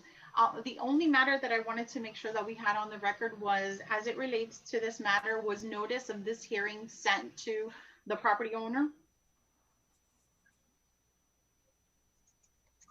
And this is Ms. Lourdes Rivas at case number C 2019-0745. Yes. Yeah, okay. Mr. Correa, with that, I'm satisfied and the order shall be vacated. Okay. Okay. And the next Thank matter, you. Thank you. And the next matter, it also involves Mr. Gonzalez. Do you want to call that and do that one next? It does, Your Honor. It's matter 2019-1680. This is for Julio Gil and Gladys C. Gil, and the officer is Mr. Hugo Gonzalez. Okay. For this matter, Mr. Gonzalez, was notice properly given to Mr. Julio Gil and Gladys Gil or Hill? Yes. Yeah, okay. With that in mind, the order will be vacated. Thank you. Mr. Correa, the next matter? The next and last matter, Your Honor, is BST Investments Enterprises, Inc. It's 2019-1598. The officer is Mr. Luis Garcia, and I believe Ms. Lourdes Rodriguez was going to provide testimony. Yes, good afternoon. Good afternoon, Ms. Rodriguez. Did you already get sworn in while I was swearing in? No, she did. Yes. No. No? Okay, if No. you could raise your right hand and repeat after me. I swear that the testimony that I shall give I swear the testimony that I shall give shall be the truth, shall be the truth, the whole truth, the whole truth, and nothing but the truth. and nothing but the truth. So help me God. So help me God. Thank you, Ms. Rodriguez. As it relates to this matter, I just want to put on the record that the property owner was notified of this hearing. Yes, it was. They were notified via certified mail. Perfect. Thank you very much. Mr. Correa, with that in mind and on the record, I'm satisfied with the requirement and the order shall be vacated. Thank you very much, Your Honor. Your Honor, at this point, I believe that there is nothing left on the agenda. Actually, Ms. But I Rodriguez. have one other thing that we need to clarify on the agenda that you read into the record for John Robert Patino and Kelly Davila and Moises Nishima. You read it off of the memo. The memo was incorrect with the case number. You read C 2017-0476. It's correct on the agenda and it's correct in the documents, but it's the wrong case number on the memo. Okay. Okay. It'll be noted on the record. The only other item would be the one that we couldn't address, the Dolly Street. So that one I will table it for the next hearing. And if it's resolved before then it's resolved. Okay, is that acceptable? Okay, yes. Perfect. So then that concludes the hearing for today. Thank you all for your time. Thank you, Your Honor. Thank Bye-bye. you. Thank you, Have a Honor. good afternoon. Bye-bye. Take care. You too.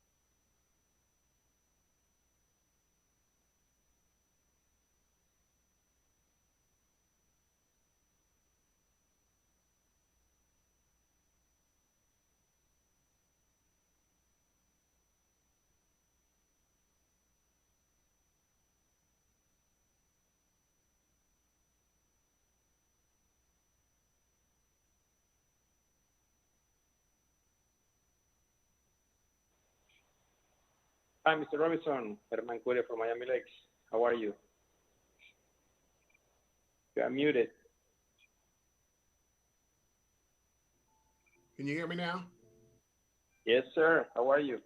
Good, good. I'm trying to get it. I'm using another iPhone, a laptop now, a Surface, and hopefully it's better than what my iPhone was, iPad. We're just checking in. Are you checking in with me on something? No, just I think the next meeting starts at 3:30. Right. Okay. So do you see me at all? Yes. You might need to lower your camera. I can see from your mouth. There we go. Better. There we go. Oh, now I can see. Okay. Perfect. But the problem is that, goodness gracious, I was having problem trying to save the background. Do you see the background with the All American the City? background. Yes, sir. Okay. All right. So I guess it's okay. All right. I'll call back in shortly. Let me until at 3:30 then. Did it come in? Perfect. All right. Thank you. See you later. All right. Bye. How do they leave the meeting? Somehow you got a brought on was come on. What did he say? He said he could see the background. I don't know how he came on. Because we're into the Zoom meeting and he sees that we're waiting outside to be open. So let's go back to the Zoom. So you're in the Zoom meeting now. But I want to exit out. Why do you want to do that? Because I want to be, this is all I can see here. Okay, well. And so how do we get increased? Because other one I just would put up there and it would show me everybody. See how it's upside down? Well, because we're in settings. We have to go back to the other thing. We're just putting this in, right?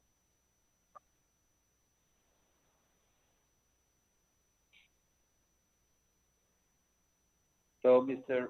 Robinson, just a quick heads up. The meeting, I believe, is streaming. So, we can see you, we can hear you. So it's a long meeting from 9 a.m. to almost 9 p.m. So it's just be aware that you might be streaming your video or your audio.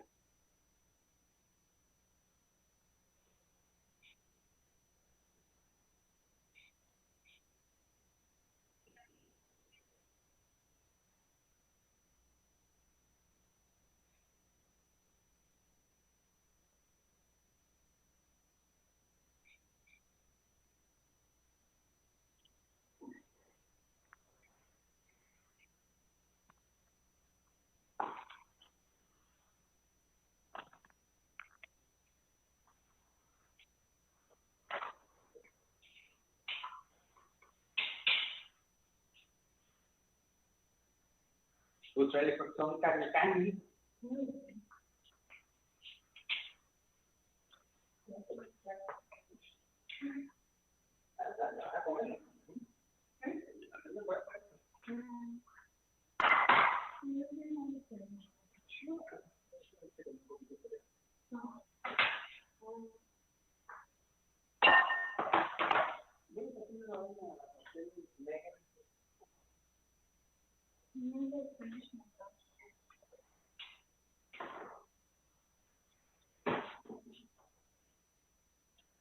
De placa, que está en el pollo.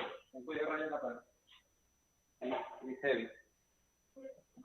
Sí, el pan.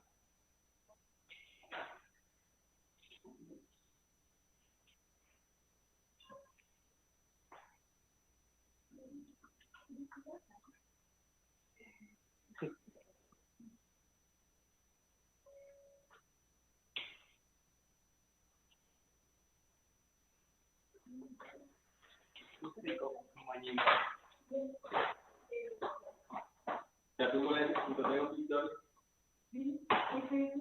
No. Para mamá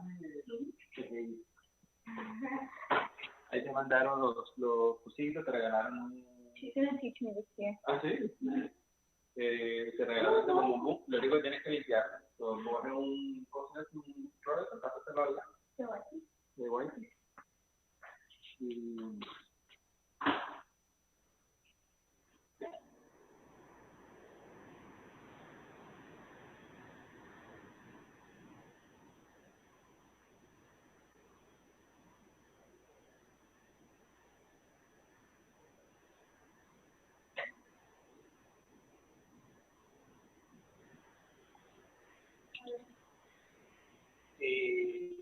que en el meeting de las 7, que por favor ahí, para que hay un Zoom meeting de parents a las 7, pero que hoy, 7 de la noche, pero que recomiendan que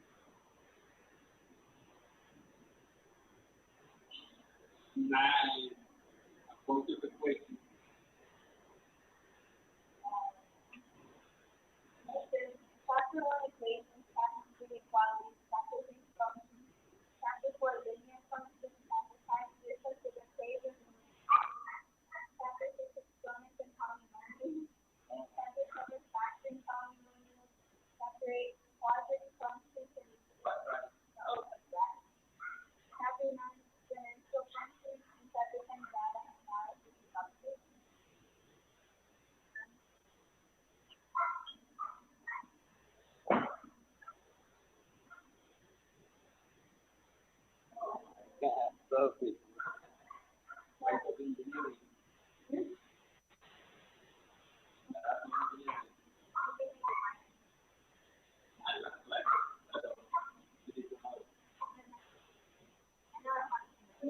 Engineer, theory, and some of those.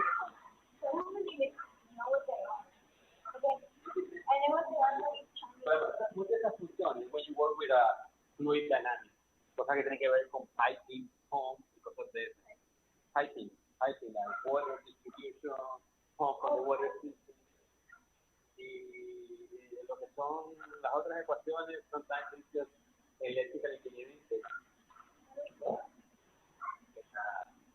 I couldn't be an electrician.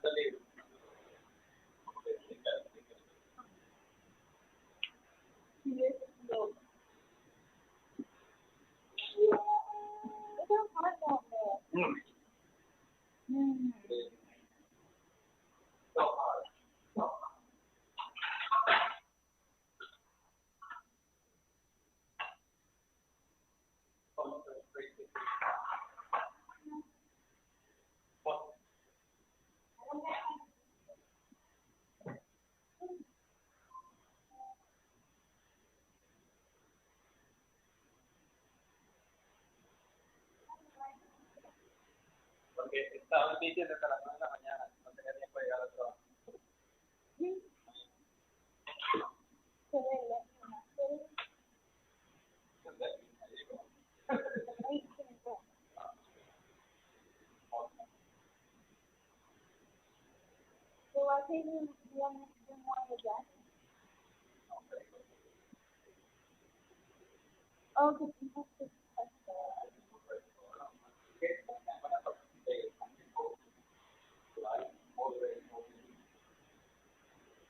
Kind of just like supervise.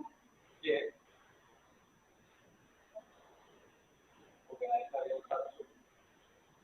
That sounds boring.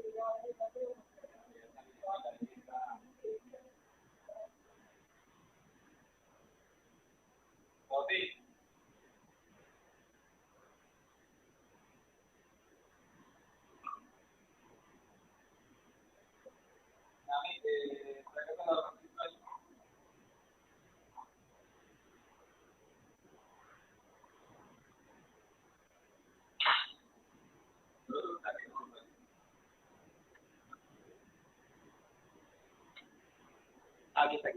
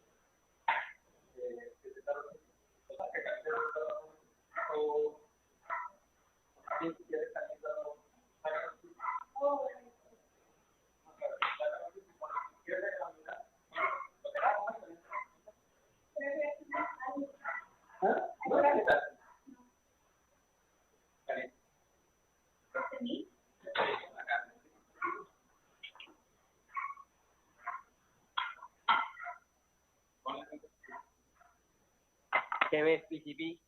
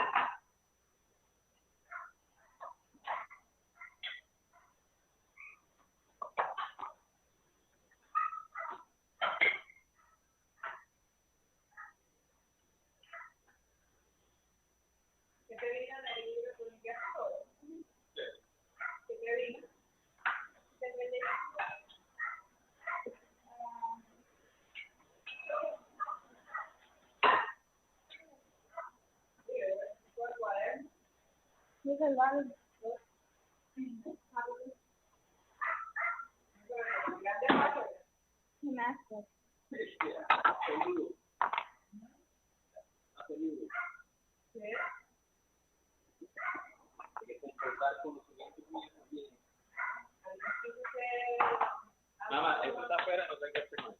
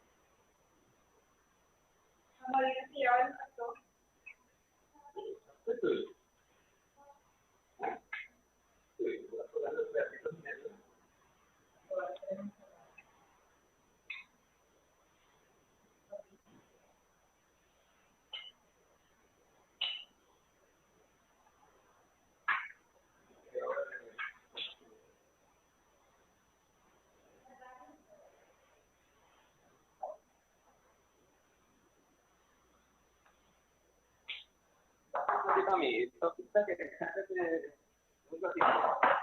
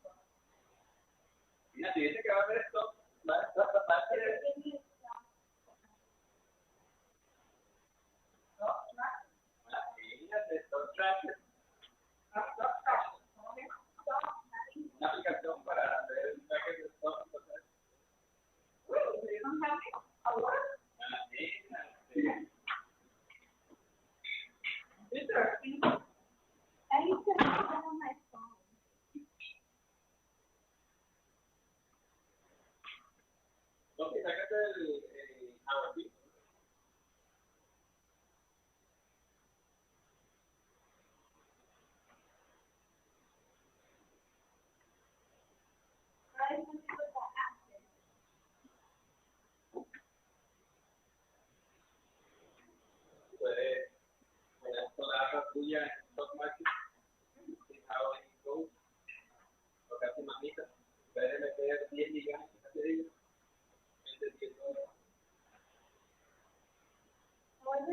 class?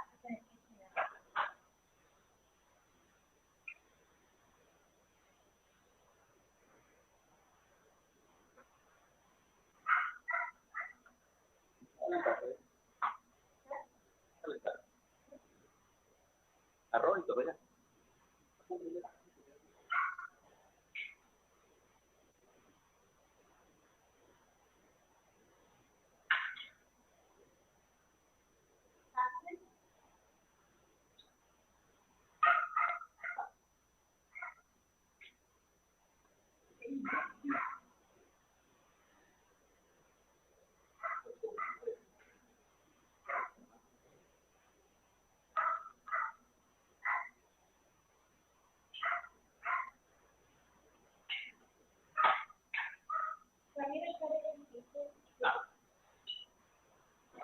Se fría más rápido.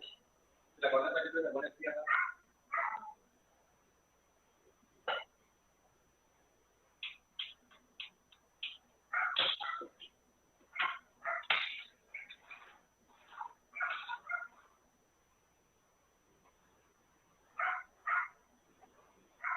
Mira, usted sigue.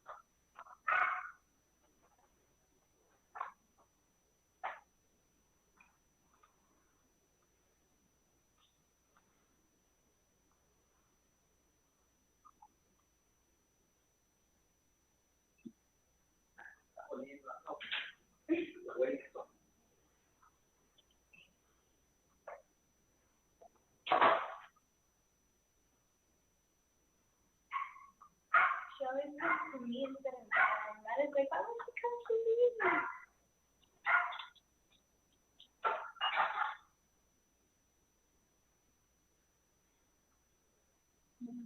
I don't know why she comes to me.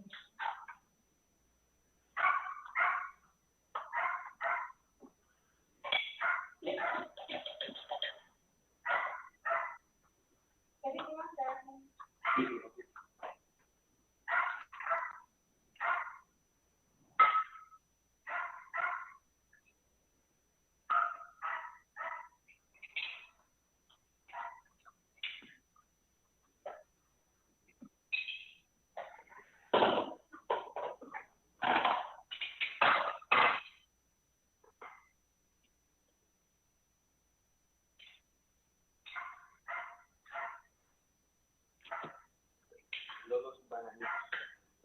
Yeah.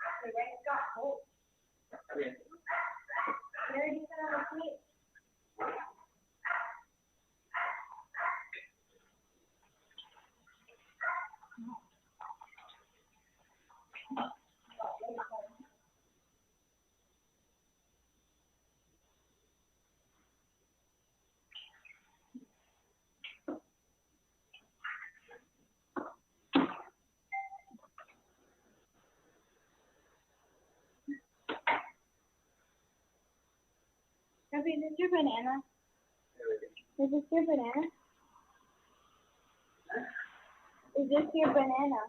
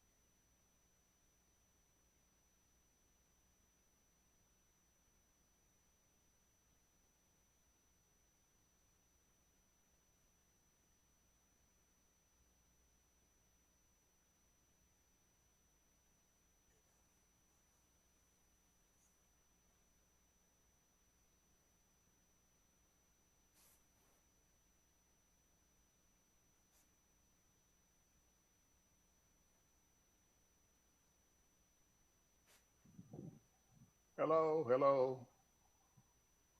Hi, Elsa. I see Charles. Hi. Hello. Marilise, how you doing? Hi, Neil. How are ya? I'm great, thank you. Everybody had a How's good everyone? weekend? Good. How's everyone? Great, great, great. I don't know how many we got today.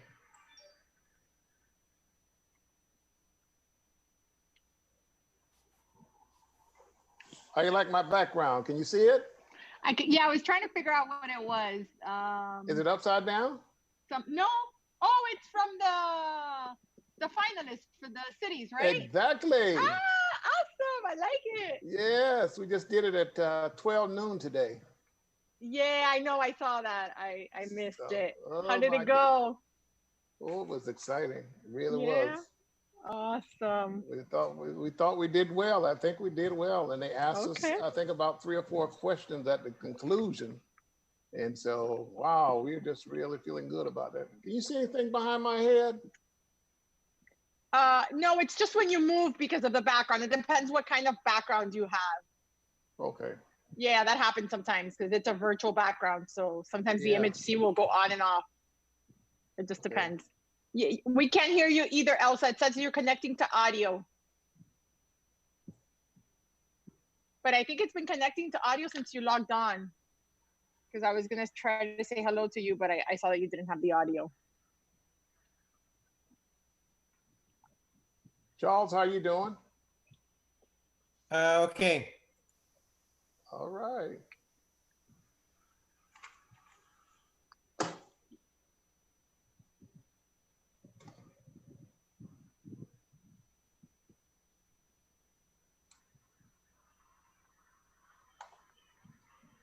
Going forward, Neil, are we going to keep on with the meetings? Either like I know they sent an email for 11:30 in the morning or 12:30, but then it was rescheduled because of your presentation.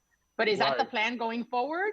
No, I don't know. You know, the town staff, they're Okay. the ones who now really set our time frame and when we'll have our meetings. And it's Okay. based on the, I guess, the amount of Zooms that they do Got and it. trying to fit all of the committees in. Because, you Okay. know, our regular scheduled time is the first Thursday of each month. Mhm. And we've not been able to do that. And the only reason that they changed today was, again, because of the presentation had to be made at noon. Okay. And also, our original time was 11:30.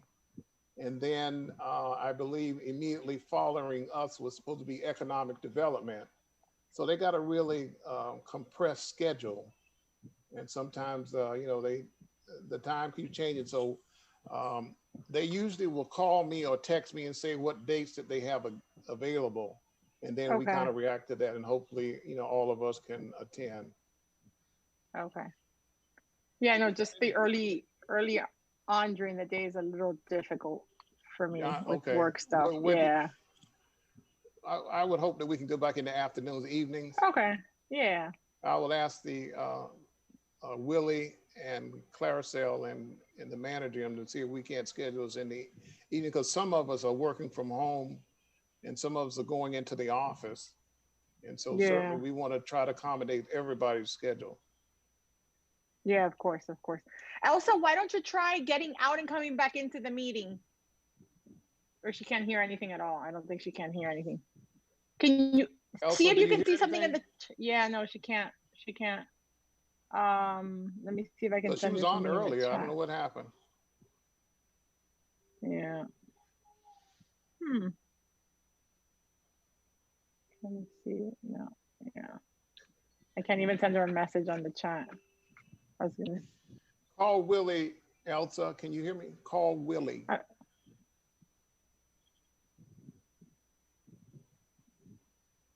Elsa, call Willie. Let me write it down. Yes, Neil. I'll see what's wrong with Elsa. She can't hear anything. Is she muted? Herman, could you check her system and see what's going on? Thank you. It shows like she's trying to connect to audio. Willie, the problem is from her end. So from here, there is nothing that we can do. She might want to try to keep the video and see if she can call with the phone. I think that's how I always do it. I have my video with my computer. With my phone, I call. And I think that's maybe an option for her. Elsa, do you hear us? She can't hear us. Okay, I'm gonna call her. I tried talking to her, yeah. So Willie, if you like, I can give you the phone number for her to call. So just tell her to keep the video as it is and see if she can call from her cell phone. Okay, Herman, I do have the number. I'll talk to her now. Perfect.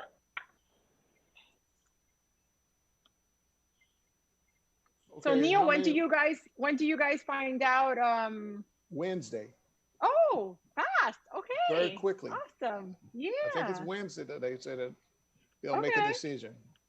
And there were 10 finalists, Okay. and they wouldn't say what other cities, but they seemed to be impressed with our presentation, and it was well done. Good. The script that was developed by Claricel and her team, including Willie and Elizabeth, and then we modified the script to try to highlight more things that we thought would be relevant to them seeing what a great city we are. And so we had a couple of rehearsals, and then today at 12 noon promptly they started. And they don't call them judges, they call them jury, a jury of, I think it's 3 or 4 people. And we got a chance to, talk directly to them. And then at the end, they asked, I think 3 or 4 questions about our presentation, and it went well, I thought. Elizabeth, hello, you're muted. Oh, great to see you again. Hi, everyone. Hope everyone is well. Good, Thank good, you. good. Hello there, my vice president, my vice chair. Ms. Salazar, Vice Chair Salazar, you there?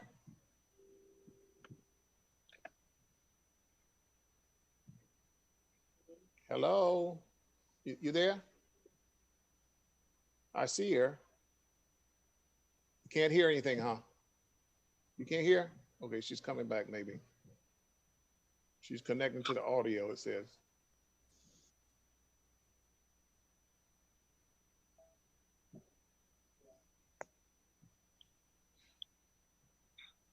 Hello. Okay, we got you. How you doing? Can you Vice see me? Chair, Can how are see- you? Fine. Hi, Hold on a second. Felicia. Hi there. I only have 10 minutes. I asked my boss if I could join a Zoom meeting for 10 minutes. He says that's okay. All right. I can't see you guys. I don't know what I'm doing wrong. We can see you well. Oh, you can see me? No, I can Can you please also speak? everybody. Can you hear me now? We can hear you, and I can see you. Yeah, we see you. Okay, got it. Okay, how many people we got? Is Elsa, can you hear us now? Elsa, We're still trying to connect to audio, Neil. It looks Okay. like it. I'm saying connecting to audio. Willie, are you on? Are you talking to her? I was just trying to see how many people. Yeah, she's logging in via the phone with Herman as we speak. All right, great. Yeah. Let's give her a minute. Huh? Okay. I've got 3:30. It's Yeah, a has to good be thing 10 that we're so advanced in technologies in the Miami Lakes.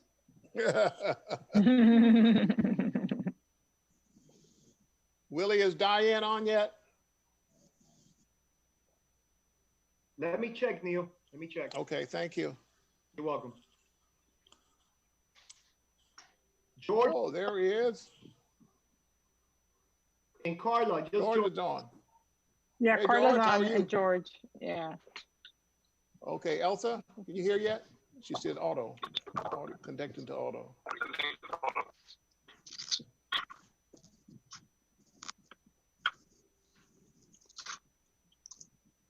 So I've got 1, 2, 3, 4, 5. And we need Neil, 6. Yes. we need to vote on something. Let's do it early on the meeting because I will certainly move up everything we need to so we can get a vote on things. Felicia. Okay.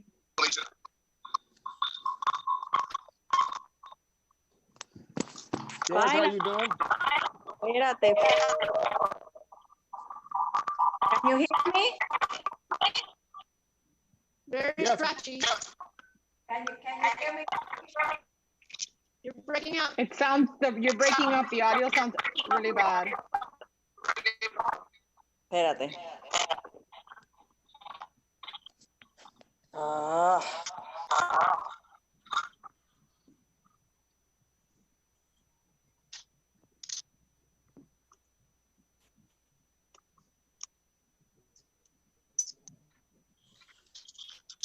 Everybody got their agenda in front of them?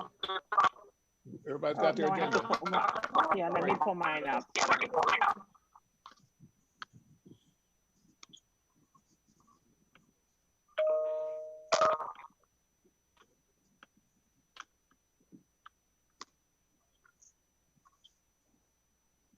Elsa, you're on, but you're muted. You're muted. I can see you, but you're muted. Okay, now you're on. Yes, we can, but it's scratchy. I know, I'm having a lot of There you problems go. today. Well, I'm try to having minimize- big- try to minimize the talking, so. Sorry, I'm getting nervous now here. You're on, Elsa. We can hear you, Elsa.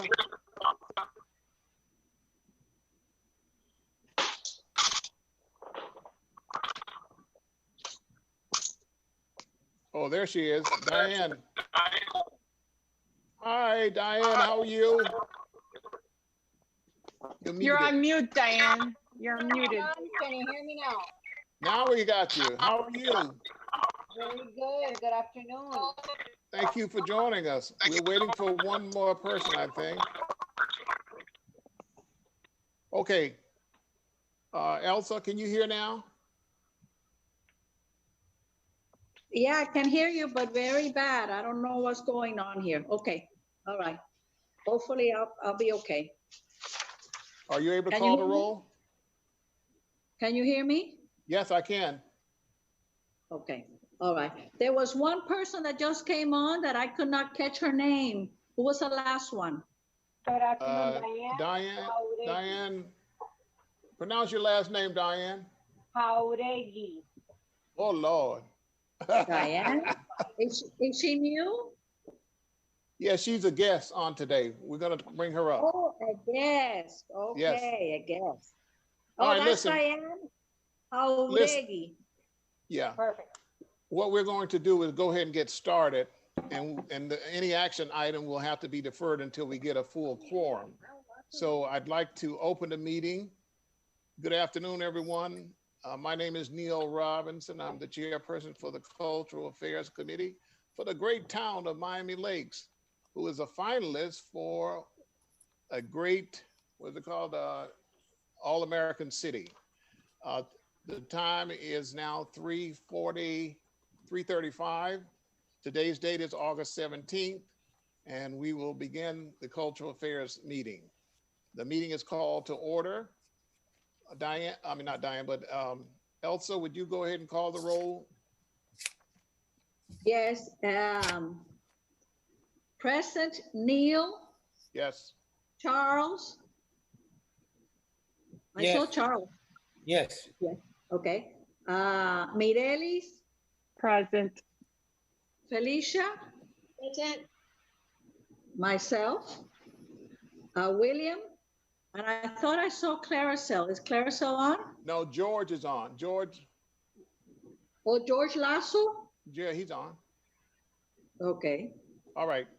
So that we can get started. And again, any action item, we won't be able to take action until we have a quorum. But at this point, We wanted to welcome you to today's meeting. I'm on And- Carla Acosta. and Carla's on. Carla's on. Carla told me you're not gonna be able to see her because she's at work. Okay, but at she's least we gonna need be to. able to hear. Great. So Carla's on. So I think we have a quorum almost. How many is that, Elsa? We have seven. Seven. Great. We got a quorum. Let's go. Frozen. All right, ladies and gentlemen, we're going to look at the agenda. I hope you have it in front of you. And we're going to follow the agenda order of business. I'd like to ask that we change the order of the agenda and move up under public comments. Miss Diane, please pronounce your name. I'm sorry. Diane Jauregui. Say it again. Jauregui. Jauregui. Perfect. Jauregui. Perfect. Jauregui. That's close? With a J. Ha, ha, ha. All right.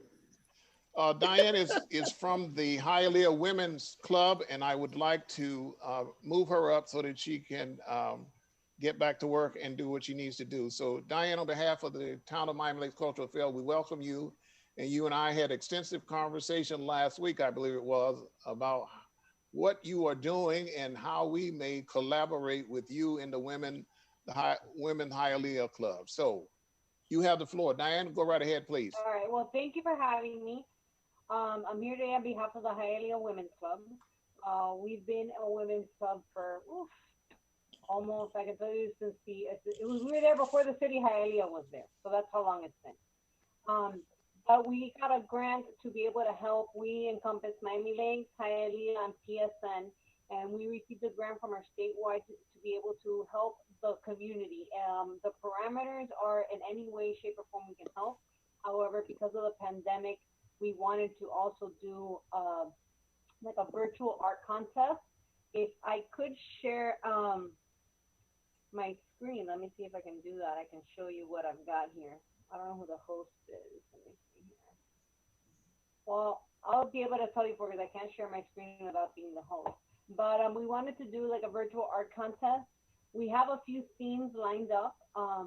We wanted to divide the art contest in 3 different groups: elementary, middle, and high school students. Obviously, homeschoolers would be welcome. That'll be noted on the flyer. And we wanted to, for the elementary kids, do about my town's beauty or my beautiful town. For middle school, do a little more abstract, like some kind of act of kindness that they see around the town. And for the high school, since we're celebrating 100 years of the suffrage movement, do a get out the vote type artwork. And I wanted to present that to you today in the Cultural Affairs Committee because we'd like to display the winning artwork on the town's website and in town hall. One for each. Obviously, for Miami Lakes would be the town hall. And I wanted to get feedback from you guys if you guys participate in that type of event and any other event that you guys can think of that would still comply with the social distancing type rules. The last thing we want to do is spread the virus. So we're trying to think outside the box. Okay. I didn't get any of that. Comments, anyone? Can you not hear me, Elsa? It was very erratic. I mean, it was just, it wasn't easy. The sound was not good. But I had anyway, 2 hearings this morning. I haven't had a problem with sound all day. I don't know what's going on. I'm trying to connect with my phone now. I think it's on Elsa's end, yeah. Yeah, I'm trying to connect now with my phone. I just called in to see if my phone will take it in because it was hard for me to comprehend anything, Okay, what a mess. Could I do something, Mireles? Mireles, could you back me up? Yes, I'll back you up, Please? Elsa. No worries. Please back me up because I really, it was very hard to understand what she was saying about the virtual. All right. Thank you. Let me see if I can recap what you just indicated. Can you all hear me clearly or not? Yes. Okay. What is happening is that the Women's Club of Hialeah have a grant, and they are doing some very exciting things with virtual activities. And she is talking about a art presentation for elementary school, for middle school, and high school students. And this was something that could be displayed in town hall. And she indicated that the high school students would be doing something called Get Out to Vote, and they could it could be done virtually, at least letting us know what they're doing. But more importantly is the artwork being displayed in town hall. And I thought that's a very exciting thing to do. As you know, we have we have Miami Lakes Elementary, K through 8, and then Miami Lakes Middle School and the high school. We think this will be a great idea. We just have to come up with some other things that we can do to put this on and how it can be done. So Diana, if there's anything else you would like to share with us, we will certainly discuss this after, so we don't want to hold you up all day, but anything else you'd like to add, please? Absolutely. What I'd like more than anything from the Cultural Affairs Committee, if you guys have any other ideas that the women's club can sponsor, something that either can be done virtually or social, maintaining social distance in person. We're open to ideas. We want to help you. We have a huge grant. We want to be able to, help our community. Most of us are from Hialeah, Miami Lakes, and we'd like to be able to help our community do something. So whatever ideas you guys have, whatever needs you guys have, please let us know.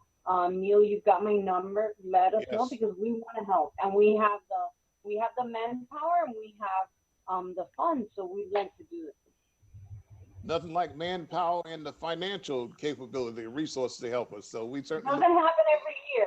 Oh my goodness, well, this is great. I just wanted to say I was introduced to Diane by the mayor's office. They called me about it, and